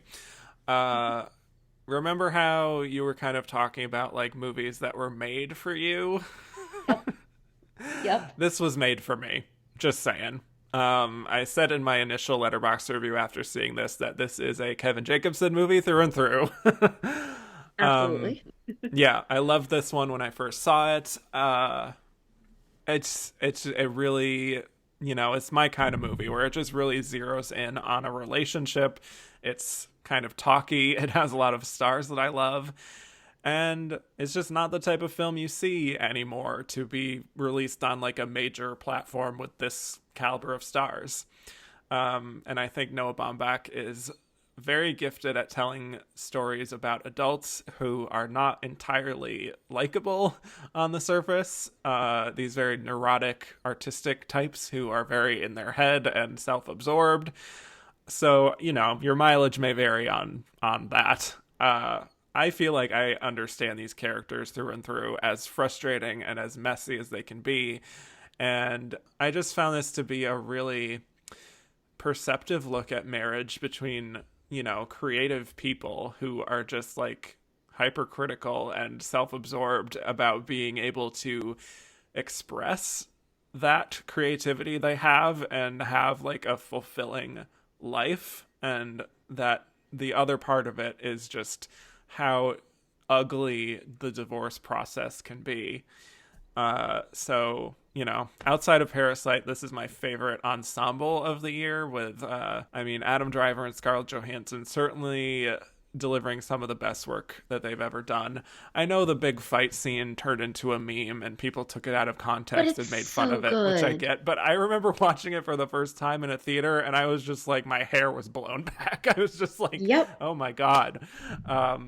But also, Merritt Weaver is so unbelievably funny here.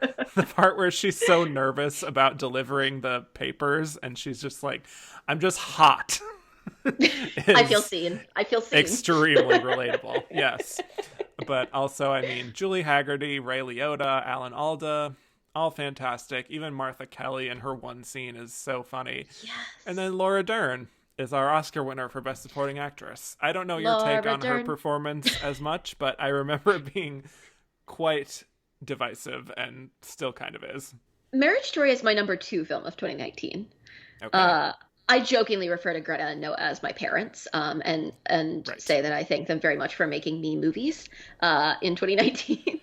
The funny thing is, it actually is like very much a Nicole Ackman movie in ways that people like might not realize. But Hmm. like you, I'm really fascinated by relationship dramas, and particularly anything that deals with two creative people in a relationship. Like one of my favorite musicals of all time is The Last 5 Years, and I think that The Last 5 Years and Marriage Story are like the best double feature that you could ever put together, and have like a weird amount of similarities between them in some ways. I think this movie is incredible. Like you said, it is just one of the best ensembles, I think, in the past decade. I'm a huge Alan Alda fan. I grew up on MASH. I think what he's doing here is so nice. I think this is Adam Driver's best performance. I think he's spectacular. He was my best actor of last year. I am shocked by how good Scarlett Johansson is in this movie. I think what she does is so nuanced, and really beautiful. I also have to say, I love a movie where the main character is named Nicole. And it doesn't happen Ah, very often. yes. And There every you time go. Adam Driver said Nicole, I was like, God, I love this film. I I think what Laura Dern does here is really nice. I love her big Hmm. monologue in it. I do think her better work this year was in Little Women, and I think that this is the kind of performance where I'm like, never once did I doubt that Laura Dern could give this performance. It's not really a stretch for her. Uh, so in some ways, I understand the animosity towards her win, but at the same time, I am at any point ready to give Laura Dern an Academy Award. Yeah. So I really can't argue with it. Like, That's fine. It's for the wrong movie, but that's all right. Uh, Mm-hmm. I think, like you said, this movie does really feel like an older film in some ways. I mean, obviously, a lot of people compare it to Kramer versus Kramer, but I do Yep. think it has the feel of one of those like 90s relationship dramas, Mm-hmm. where I do think that had this come out, a while back, it would have been a real contender for Best Picture. Um, and I think it's a movie I think that's going to hold up really well, but I don't think it was like super in the running for Best Picture in 2019. Yeah. Um, Yeah. Well, I just want to go back to Laura Dern a little bit because I was not like really understanding why she was winning everything for this performance, especially because Little Women was right there, but also because like I was also Team J Lo that season, so I had okay, to pick yeah, a side. yeah. Um, and also It's being a because fan of there are Florence Pugh, I'm like right. maybe her, but yeah, It's because there are other people like me whose like soundtrack in their head at all times is just Laura Dern, Laura Dern. exactly, Like I right. genuinely believe that's the only reason she won is people just were ready to give her an award. It was her time. I don't. Yeah, Yeah, and yeah. I does it bother me when that happens? Yeah. Do I hate when it seems to happen like all at once in all the awards in one year? Definitely. But Mm. I also think had the other winners this year not been Joaquin Phoenix, Renee Zellweger, and Brad Pitt, people wouldn't have had as much of an issue with Laura Dern winning. That's probably true. Yeah. It felt like I just a lot of career awards being handed out all at once. yes. Yes. Where was that energy the previous year? Anyway, Right. Yeah. Yeah. I think the thing is she makes it look easy because, we're used to seeing Renata in Big Little Lies and even things like Enlightened where she's playing like kind of high powered or high strong women. And so this isn't as much of a stretch for her, but I do think she is still kind of captivating when she's on screen. There's just like a physicality to her that I think the camera kind of takes advantage of sometimes with like her very long legs and just the way she uses her arms when she's speaking. It's just, I think her body language says a lot about like a certain kind of LA lawyer that is almost satirical but not quite there, which I think there's something more to it than people think. I still don't think Yeah. I would give her the win, but I think I just understand it more now on a rewatch than I did before. So that's something. Absolutely. Yeah. Let's get to these two questions here. Juan Okay. Carlos Ojano said, which category do you think ScarJo came closer to winning? Lead for Ooh. Marriage Story or supporting for Jojo Rabbit? That's interesting because both of those felt so tied up by the time that we got to the Oscars. Yes. Um, I I do think, wow, I'm literally trying to like put this together. I do think that she was probably number two in supporting actress, but then there's also a part of me that wonders if she was number two in best actress. Um, That was going to be my take. Yep. yeah. Yeah. Whereas I think in best actress, I think actually ironically, I think in best actress, her biggest competition for number two was probably Saoirse Ronan. I think in best Hmm. supporting actress, her biggest competition for number two was probably Florence Pugh. Uh, Hmm. Yeah. like Yeah. either way, the Little Women were coming for her. But Yep. Yeah. Right. I do kind of think that she was number two in both categories, which like sucks for her. I do too. But Yep. she's got more time. She's got time. Yep. That's true. Well, I think between the two, I do think she was closer for Jojo Rabbit. Hmm. And the reason I say that is also because I don't know if you remember this, but I feel like there was a handful of people who were predicting like an upset that she would win that Yeah. over Laura Dern at the time. Yeah. Like if there was going to And be an upset in any category, it might be that. I don't know. if you also combined it with the fact that Jojo Rabbit did win adapted screenplay, Mm-hmm. um, I think that sort of lends credence to that theory as well. Whereas like Marriage Story did not win original screenplay, Right. and like if that was if it had won, if Baumbach had won in that category, I'd be more inclined to say that it was Best Actress. But I think you're right. I think she was closer for Jojo Rabbit. Yeah. This is from Ian McNeil. In which previous Oscar years would Johansson and Driver easily have taken both leading categories? Hmm. Oh, that's hard. Yes, that is difficult to say in terms of recent years, even. Especially like both. Right, because the last time that happened was Jack Nicholson and Helen Hunt for As Good as It Gets. So Yeah. 1997 was the last time. Yeah. Uh, I don't think it would have happened at any point this decade, honestly. No. Mm-mm. Like, again, maybe like we're saying, like it would have done better in the 90s or the 70s or even the 80s, but maybe not as Yeah. much now. Yeah. I think if it So, was gonna happen this decade, maybe, I don't know. I'm like going yeah. through and I'm like, if it was gonna happen this decade, maybe 2016? Hmm. But, Okay. I could see it. and that's partially me thinking that maybe Scarlett Johansson could have won in 2016. Right. Um, Right. but As like the yeah, it's dramatic alternative to Emma Stone. exactly, exactly. Yeah. Yeah. But that's hard. I don't know that it could have happened anytime in the last decade. Yeah. So, sorry to them. Maybe they could Yeah, have this very year. Who knows? Like right. one Like year later, they actually, could the have. answer is probably 2020. Right. Yeah. Yep. All right. Well, let's move on to our final nominee, which is Once Upon a Time in Hollywood. Quentin Tarantino's love letter to Hollywood of the 1960s, which also happens to be the time that Charles Manson was roaming the streets. So there you go. Um, so Tarantino movies always have some level of Oscar buzz to them just based on his history. He has 2 Oscars for writing. He's had multiple films nominated for Best Picture, and now here he was making a movie about Hollywood. We know how the industry loves rewarding films about itself, especially in more in the early part of the 2010s. So all of that, I think, made it feel like this could be the movie that does it for him, that gets him a Best Picture win and a Best Director win. So, for some people like us, there was a level of expectation that would just probably be almost impossible to meet. What are your thoughts on this one? So I didn't care for this movie, but I also don't like Okay. Tarantino movies, and I don't like Tarantino. So Well, there you go.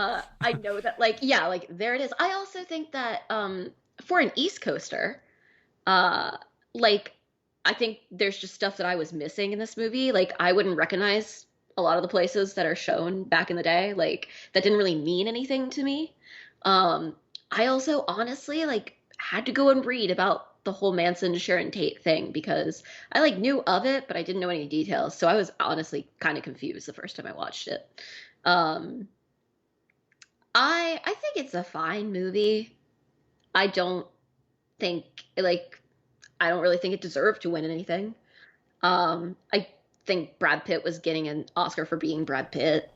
Uh, like I am Yeah. serving all kinds of controversial opinions today, No, I but love it. I love it. it's the kind of movie where I'm like, yeah, it didn't make my personal lineup anywhere. But I also know that like I am not this movie's audience, both in that like I'm not an LA person, and I'm not a Tarantino person. Hmm. And maybe if you are those things, then it's good. Yeah. Well, I guess I'm sort of more a Tarantino person than not, I guess. Uh Yeah. but this is a movie that I respect more than I love, to be honest. I do like the tone of the film, which is very relaxed and kind of wistful and nostalgic. I think the 3 people, I think, Leonardo DiCaprio, Brad Pitt, and Margot Robbie are very much in movie star mode, which I always like. Not that Margot Robbie has much to do, playing her more as a Oh, concept than like a fully fleshed out person, but yeah. yeah, I mean Brad Pitt is just naturally charismatic, so I just liked his performance in general because I just like when Brad Pitt is Brad Pitt. And then Leonardo DiCaprio, I would have really liked to see him win for this rather than The Revenant because I like when That's Leonardo fair. DiCaprio has fun in a movie. Feels like it's been a while. So, I think it's just a very relaxed movie to a fault in its pacing. Hmm. And if maybe there was more of a concrete plot and more of a forward momentum rather than just being so slice of life that maybe it could have done better and maybe even won Best Picture for all I know. But I just feel like it's kind of too meandering at the end of the day. So, I mean, I said I yeah. was bored in The Irishman, but I learned what boredom is watching this movie. Wow. And again, I think that does like partially go to the fact that like whenever they're driving around and showing these places, I was like, yeah, I don't know what that is. I was like, this feels like it would be significant if I knew more about LA. Right. Um, and that's kind of how I felt about the entire movie. And at the end, I was like, well, that's done now. Check that off Yeah. the list. Yeah. Yep. Yeah. Well, it wins Best Picture at the Golden Globes and also the Critics' Choice, which I will just say right here, I don't believe for a second that it authentically won that award. When Parasite was winning just about every Best Picture award from critics, I do not believe that the weekend after the Golden Globes that the Critics' Choice decided to just go along and be like, oh yes, we also thought that it was the best movie of the year. No, I don't buy it at all. I think they're trying to predict the Oscars, and once again they fell flat on their face, because if they had just predicted, or if they just picked, I guess it's the same thing with them, but if they just picked Parasite, they would have been quote unquote right in the end. That's another story. Yeah, I think Quentin was probably disappointed that it didn't happen because he got a taste of it at the beginning. I mean, I guess he's probably okay losing to Bong, but still, I have doubts that he will ever come as close as he did here. So I think it was probably third in the race, I would guess. That makes sense. Also, like you said, the Academy loves a film about Hollywood. So, Right.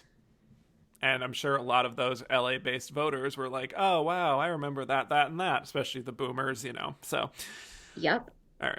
So that's that. I've talked a lot about that movie on other episodes, like How Did They Win, about the director race. So you can find more of my thoughts there. We're running very long, so let's just get to some of these questions real fast that are about the Best Picture lineup as a whole. So Gordon at Mark Wahlberg, in a year of 5 Best Picture nominees, it's probably safe to say that Parasite, 1917, and Once Upon a Time in Hollywood all would have made the cut.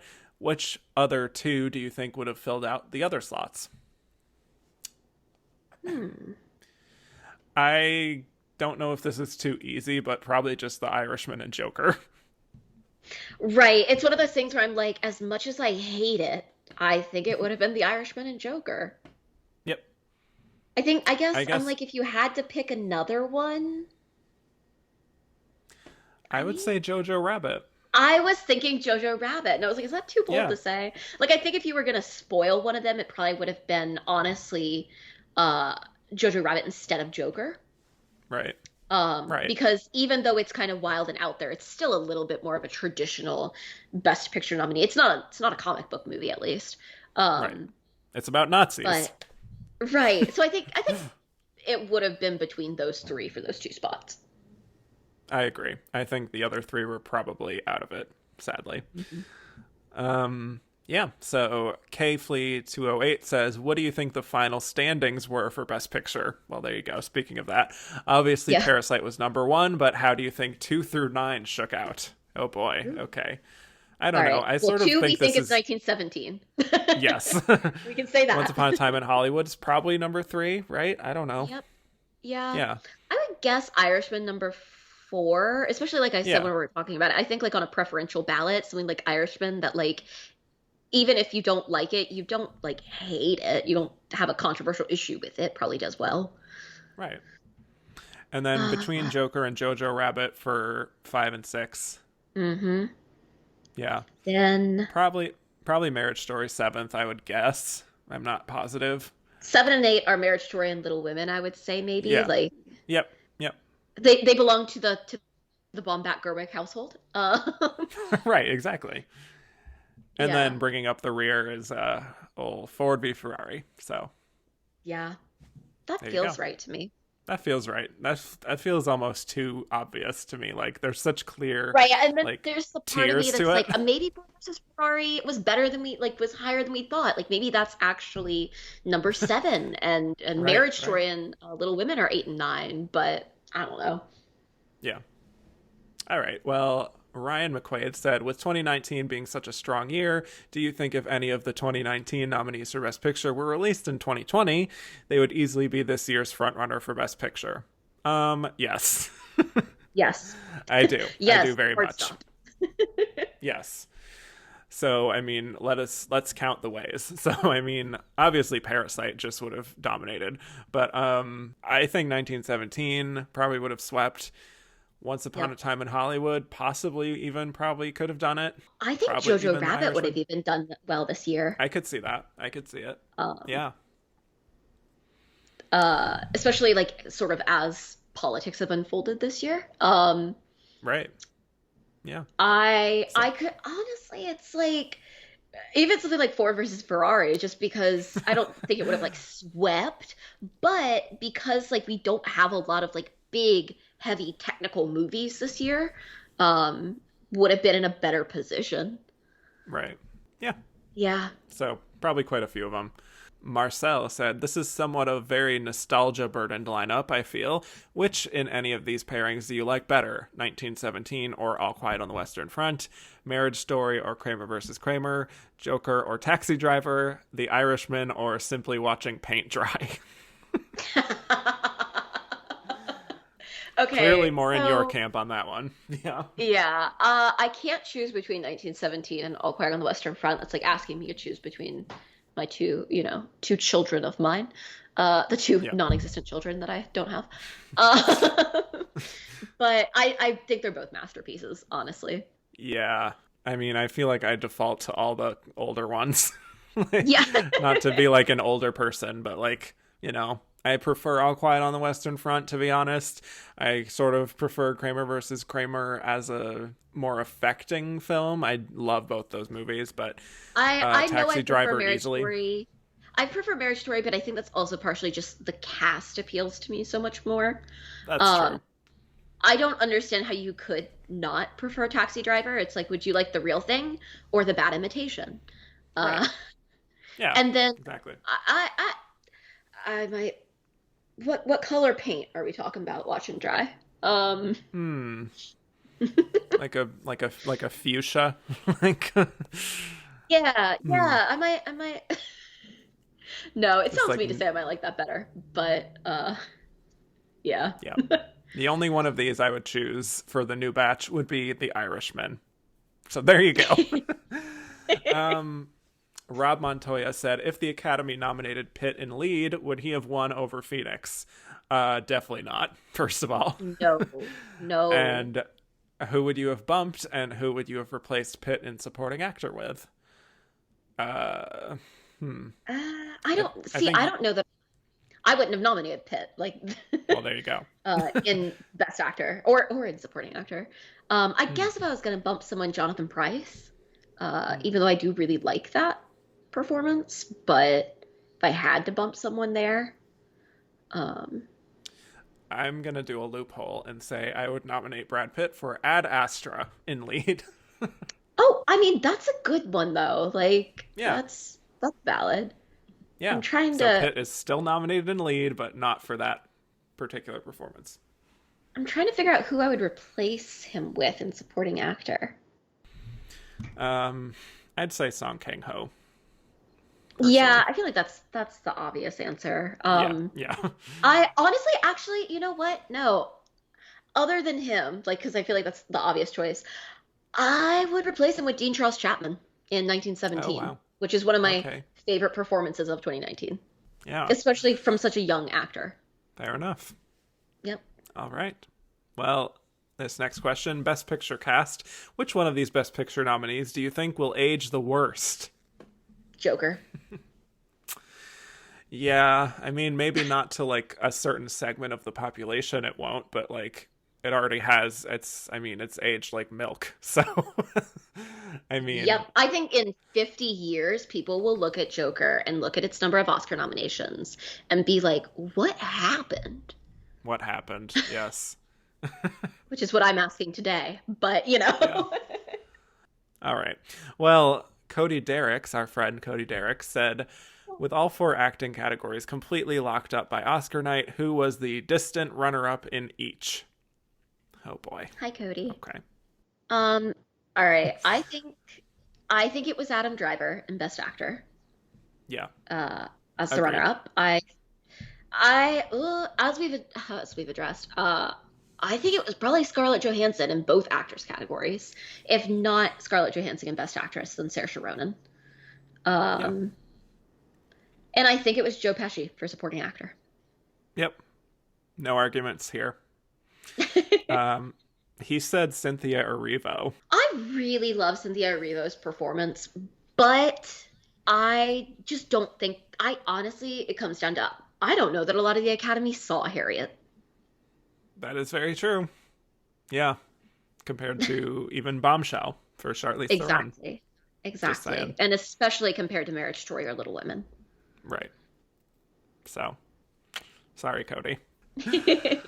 All right. Let us at last move on to our Should Have Been a Contender segment. These are any other films from this year we wanted to highlight that weren't nominated for Best Picture. At this point, we're running so long that if you just want to do a laundry list of all the ones you like and have a few comments about them, feel free to do so now. Okay. So in terms of, and these are mine that are not just like the ones that I really liked, but the ones that I think uh, make sense also as Best Picture nominees. The Farewell, obviously. Mm, Uh, Portrait of a Lady on Fire. I will forever be mad about how it got treated by awards season. Knives Out, which I do actually think was sort of on the bubble, and I think Ford versus Ferrari took its spot, arguably. Um, Knives Out also like pairs so well with Parasite that I wanted it to be there. And I also think that like Rocketman deserved everything that Bohemian Rhapsody got the year before. and then some. And then Yes. some. Yeah. Yep. Yep. Like so those are the 4 that like I think in a better world would have been nominated. Right. In a more just world where Joker is not leading the nominations, perhaps. Precisely. Yes. Totally co-sign you on Portrait of a Lady on Fire. I think France kind of dropped the ball by not submitting it. Not that Yep. would have won over Parasite, but I would bet that it would have at least maybe shown up in cinematography if it was more present in that way. Yep. So, just saying. And also Pain and Glory, I wanted to highlight. I feel like I've used this analogy before, maybe on a podcast. I don't remember, but considering you love theater, Nicole, you would understand this. So it Yeah. must have really sucked for the Broadway shows that came out in the same eligibility window at the Tonys as Hamilton. It did. Rip, Yeah, Waitress, and Bright Star. exactly. Yeah. Which I love Waitress, by the way. But there was just no chance for anything else to win. And that is how I felt about this category in international film this year, especially for Pain and Glory. I think if Pain and Glory came out this year, it would have easily won. Another film from last year that would have easily been the front runner this year. Such a beautiful personal film that I love from Pedro Almodovar. Antonio Banderas is my Best Actor winner from that lineup. Oh, we got a question from Ian McNeil. Who was the runner-up in the Best International Feature Film category? I really think it's obviously Pain and Glory. I don't think anything else Oh, comes yeah. close. Yeah. Oh, I don't think there's any question there. Especially, am I right that Pain and Glory was the only one, other than obviously Parasite, to get nominations outside of Best International Feature Film? Yeah. Yeah, so Yeah. I feel like that's always a good sign. Yep. Especially for Best Actor. I mean, that's a lot of visibility if the actors branch are nominating you. Absolutely. And definitely agree on The Farewell. It really, really bums me out that didn't get any nominations. Makes me Yeah, so sad. I don't know what happened there. I really, really don't. It's not even original screenplay. Come on. Right? I also will say I love the two popes. I love the two popes, and I think if this year had happened like in the 90s, it would have been a Best Picture nominee. Easily. Yes. It would be Two Pope Nation over there. Yes. So I want to also acknowledge here A Beautiful Day in the Neighborhood. Oh, yes. what does Mariel Heller have to do to get the huge Oscar reception that she deserves? I think she's one of the best directors of actors working today, which we've Yes. seen in the nominations here, but like I just want like a big huge reception for her films. I loved that movie. I love the way it was constructed, and I probably would have voted for Tom Hanks in supporting actor. Maybe that's a hot take. I don't know.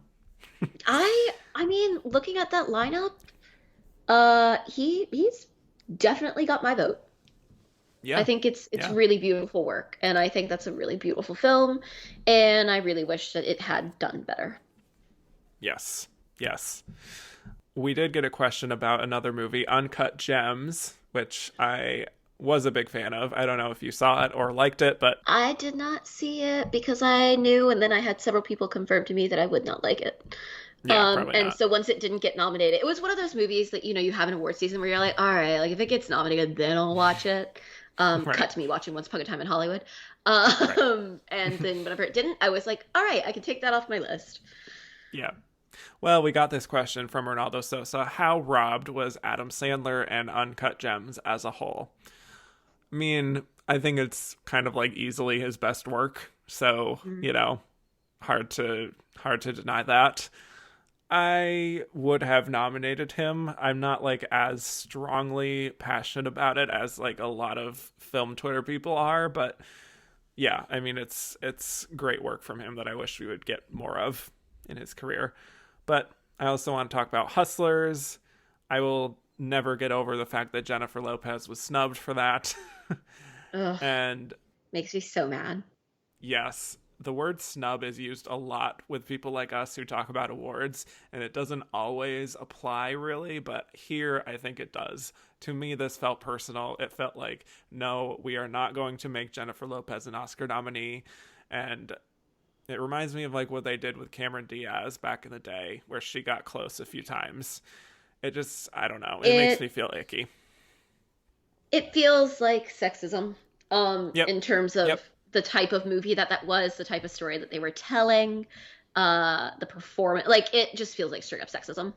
yeah, Um, which ain't great. It's not great. Not I right. don't like to see it. Right. Yeah. And like people also compared Hustlers to like Scorsese movies. Just kind of like Yeah. Goodfellas esque, and like here we have 0 nominations for Hustlers and 11 for Joker. I I think mean, that kind of says it all. Hustlers has what Joker wanted. Um, Yes. Which is Jennifer but Lopez. No, go on. but then it has women, and so it didn't get a lot of nominations. Right. Exactly. Yeah. So anyway, certainly agree on Knives Out. Everyone listening now, I'm sure, has seen it, so I don't need to like recommend it. We've all Yeah. seen it. But we did get this question from Titus Banks, who said, with Marriage Story receiving a lot of mixed notices from Academy voters and 1917 never having a great shot of winning, do you think Knives Out could have realistically been third in original screenplay behind Parasite and Hollywood? Hmm. I think it was probably surging at the right time to possibly be third, Yeah. but I sort of think the more people saw Marriage Story within the Academy. So I don't know. Right. It's hard whenever Marriage Story had three acting nominations and one acting win to think that Yeah, it wasn't at least third in the screenplay conversation. exactly. Um, I do think that Knives Out was more likely than 1917 to win screenplay. But Yeah, I would probably put yeah, it at fourth. yep. I'm just gonna list a few other movies here because I don't want to like bog this down too much. But The Lighthouse, Glorious and Weird, um, Us. Where was the Lupita nomination? I do not understand. I'm very upset about that one too. Loose, great Octavia Spencer performance. Booksmart, brilliant script. Uh, Yes. Honey Boy, which people might feel differently about it now, but at the time I loved it. Um, Yep, same. yeah, Ad Astra, Dolomite is Yeah. My Name, Midsommar, Rocket Man, of I will course. also say the one thing I remain most mad about is Frozen 2 getting shut out where it did. Hmm. Um, Yeah. because I think that was, I mean, with everything else that we've discussed, I'm honestly tempted to say sexism. Uh, Hmm. the fact that it got entirely shut out of the animated feature film. Yeah, I just don't know how did that I happen? will be mad about that until I'm on my deathbed, however long that takes. Yes, as you should be. Yeah, because I love that too, and I don't understand. We just got a whole bunch of questions. I just want to go through these real quick, and then we'll wrap this up. Perfect. um, So Jeffrey Kerr said, had Bohemian Rhapsody not come out the year before, would Rocket Man have performed better in nominations than it actually did, or would it have still suffered from a truncated award season? The thing is that like I already didn't like Bohemian Rhapsody. I have a lot of issues with it. I have a lot of issues with the things that it won. But the fact that it is probably, at least part of what blocked Rocket Man makes me hate it so much that like if I met Bohemian Rhapsody in an alleyway, I would beat it up. Wow. Um, like it's like Love it. it just makes me so mad. Because I do think it's part of like they were like, well, we can't redo what we did last year, and I think that Rocket Man is better in every single way than Bohemian Rhapsody is. Yep. Um, so yeah, like I do think that's a large part of what its issue is, particularly in like Best Actor. Yes, I agree. I do think that it definitely hurt it. I will say that like Bohemian Rhapsody made like $900 million worldwide, so that was just like a massive hit, and Rocket Man never really came close to that. So it's slightly different in that regard, where like Bohemian Rhapsody was just like a phenomenon. Um, I think maybe it still would have suffered a little bit just with the award season being what it was, and people just weren't really seeing a lot of movies, which explains why 4 movies got over 10 nominations. Because Yeah, we I still would, don't think it would have. I don't think it would have done great, but I think it would have done better. yeah. And I actually expected it to do better, to be honest. Like, I thought it was getting into costumes and makeup and best Same. actor. So when it only got original song, I was like, okay, so they just didn't even see it. Cool. Yeah. Well, let's move on to Ian Blacklock, who said, if Best Picture had a straight 10 nominees, which film would get the 10th spot? The Two Popes, Knives Out, or something else? I'm inclined. I mean, I do think it's either The Two Popes or Knives Out. I'm kind of inclined to say Knives Out because it was so of that moment. And again, with them loving Parasite as much as they did, uh, the Academy loving Knives Out would have made sense. Yeah.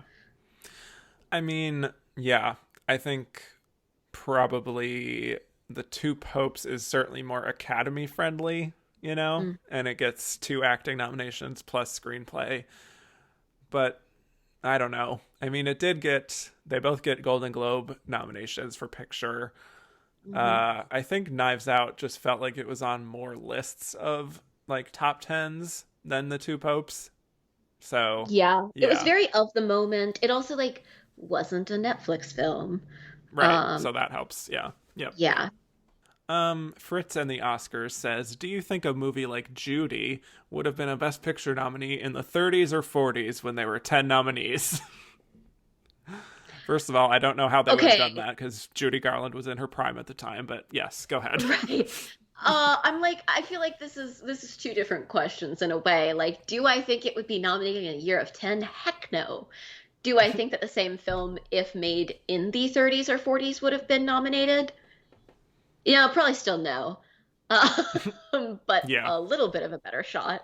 I just think right. like Judy's just not a good movie. Um, Yeah, that's the issue. and like there it lies. Yeah.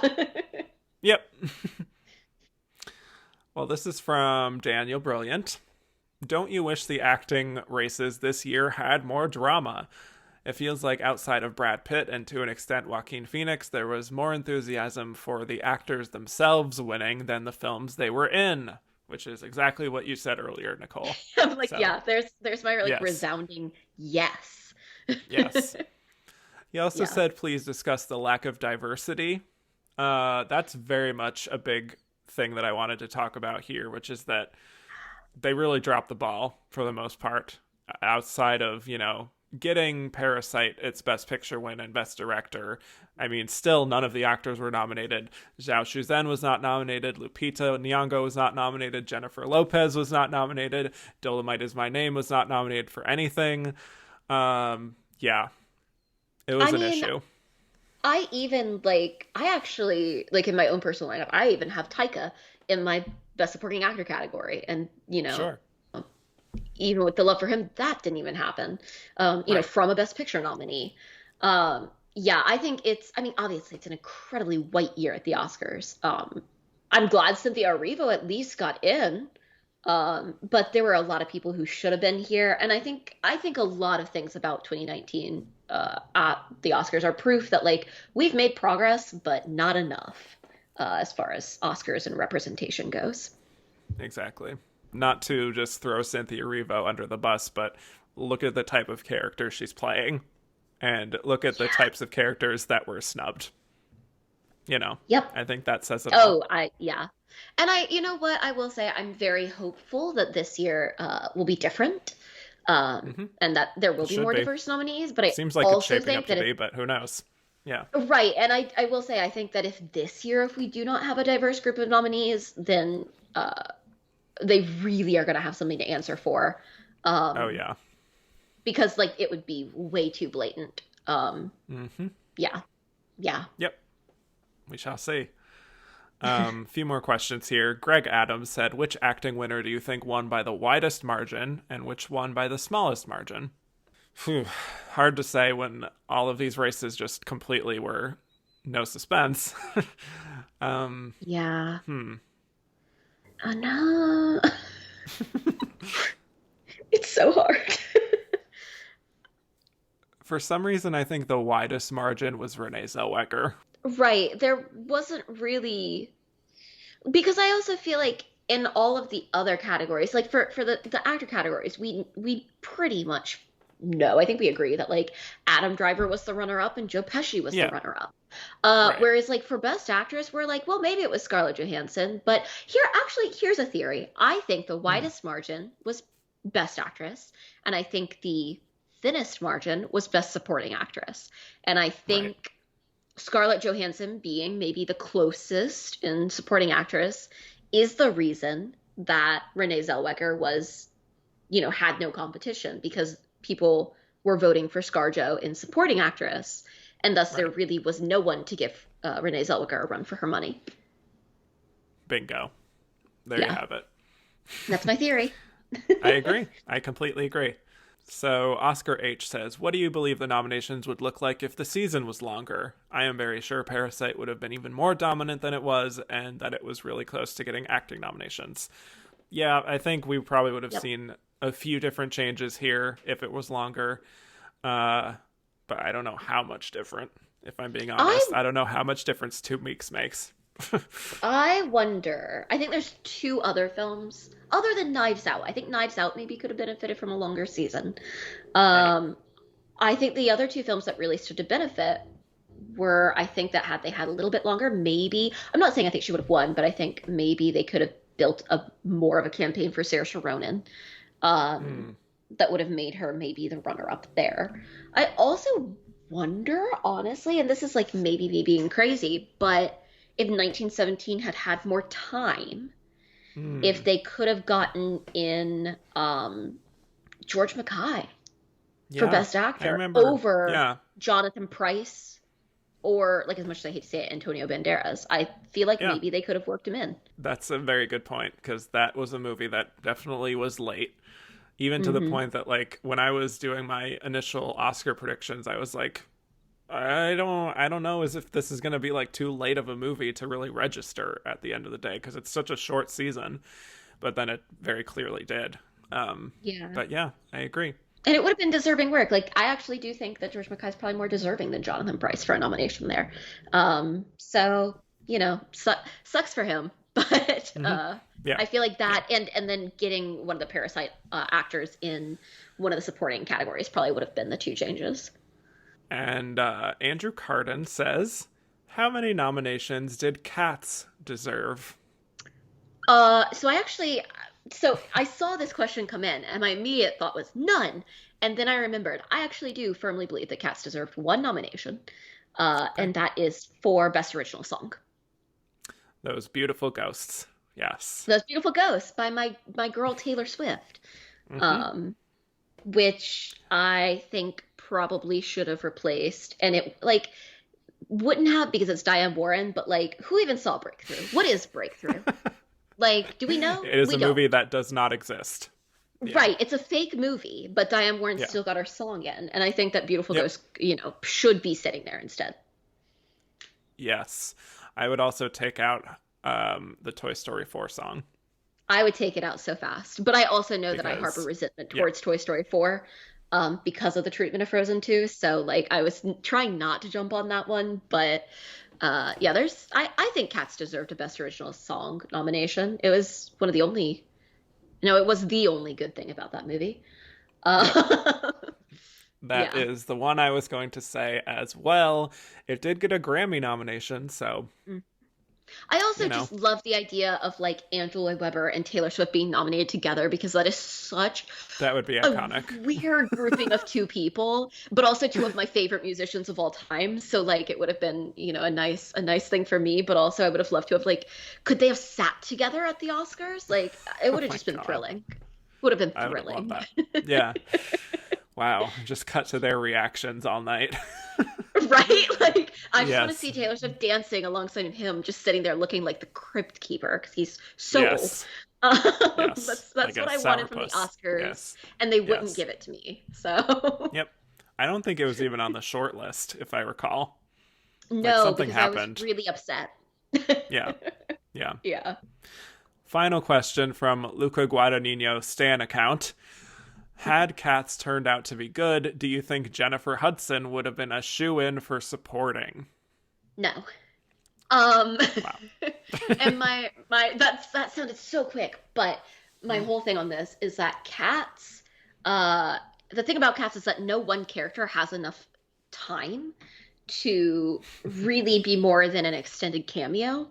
I like Cats is essentially not a narrative musical, but a song cycle. Grisabella has this, like, people talk about the role just because she has the one good ballad, the one sort of show stopping number, but it's not actually that good of a role. I Yeah. just don't see them going for that. And even if the movie somehow was great, I don't see a world in which a character with that much screen time would have gotten in. Mm. Yeah, I think people, like, very early on, like, a handful of people were like, maybe it's gonna be like Anne Hathaway with Les Mis, like, where she has the one song and that's enough to get her nominated for supporting actress. And it's like, Right. well, there's a lot more going on with Fantine, even with how little screen Exactly. time Like she has in that. she has a Yeah, proper arc at least, whereas like there's no arc in Cats, not for yeah, anyone. right. Um, So, yeah, I feel like anyone who thought that might happen, and I don't mean this in a shady way, but wasn't super familiar with the stage musical. yeah. Right. Like if I had just listened to the soundtrack and I was like, wow, Hmm. this must be such a profound moment that's just so Right. much was leading up to this and it's like, Yep. wow, this big triumphant like wow. But then Right. it's Like like if you thought she that's the appeared only more moment. times. Right. Yeah. Right. Like it's too Yeah. isolated to be like Hmm. yeah, anyway. So Yeah. I mean, truly what a note to end on with our 2019 episode about the Oscars talking about cats. You know? Oh my God. Oh wow. Yep. Yep. That happened. That happened. Anything else you want to talk about before we do our final verdict? Sometimes I think maybe Cats is the reason 2020 went the way it did. That's all Wow. I've got. Well, now we've said it. Now we've said it. Yep. Well, on that note, when we come back, we will be delivering our verdict as to whether we think Parasite deserved Best Picture or if it should have been 1917.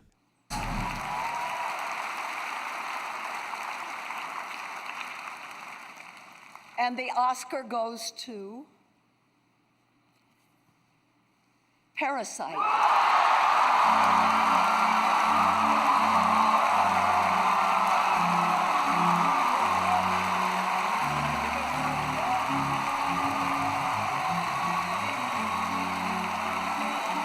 Parasite has 6 Academy Award nominations and is the first film not in the English language to win Best Picture, winning 4 Oscars tonight.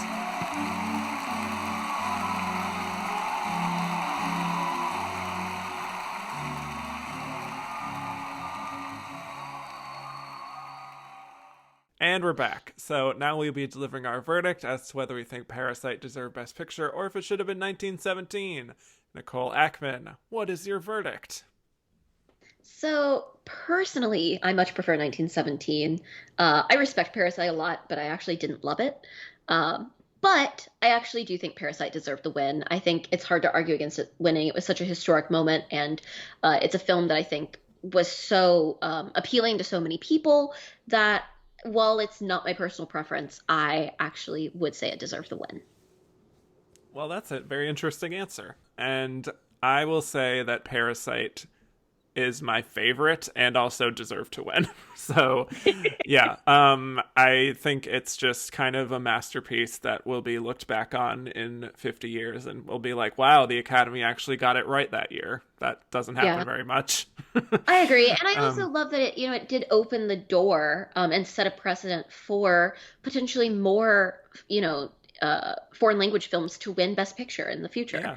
And I think that's really good. And I think it also, I hope this isn't the last that we see Bong Joon-ho at the Oscars. So I think that it's hard to argue with all that it represents because it's a really great film. So yeah, even though it's not my personal favorite, I was very thrilled to see it win. Yeah. And that is probably why it won, is that even the people who didn't love it probably ranked it very, very high on their preferential ballot, and they couldn't argue with it. So there you have it. Absolutely. Well, thank you so much, Nicole, for joining me on this marathon of us talking about the 2019 at the Oscars. I think we can close the book now. Wow. Thank you so much. Thank you for having me. And it honestly, it feels like such an honor to be here for this episode in particular. So it was great to get to rehash it. I'm sorry to anyone that I offended with my spicy opinions. But honestly, it was great to get to, look back and actually sort of process everything that happened in 2019. Yeah, definitely. Well, where can the people find you on the internet if they want more from you? Yeah, you can find me on Twitter, Instagram, and Letterboxd at Nicole Ackman 16. You can see most of my work goes on over at Next Best Picture. And then you can also see me, if you'd like to hear me talk about period dramas, I have a podcast with my friend Maggie called Petticoats and Poppies History Girls at the Movies, where we talk specifically about period drama. Mm-hmm. And also we can find you on Rotten Tomatoes. Yes, that is true. I have started logging all my reviews. There's, it's a long process to get everything put into there. But it took me like 2 days to announce that I got approved because I really didn't believe it. I was waiting for them to be like, oh, just kidding. It was a glitch. Yes. Not this Nicole Ackman, this other Nicole Ackman. Exactly. Right. Yeah. Yes. Well, you can find me on Twitter at Kevin_Jacobson. The show is at Oscar Runner Up. Rate, review, and subscribe if you haven't already. And if you want to hear even more Oscar nonsense, go over to patreon.com/andtherunnerup where you can hear me and Nicole also talking about, you can hear us talking about period dramas, actually, now that I think about it. And so this was our penultimate episode of a regular show, and in 2 weeks, everybody, I will be doing my grand finale, and I cannot believe I'm all the way here and that I made it all the way, but I look forward to hearing from you again in a few weeks and sort of ushering off this era of my show. So with that, thank you so much again, Nicole. Thank you. And I will bid you all adieu.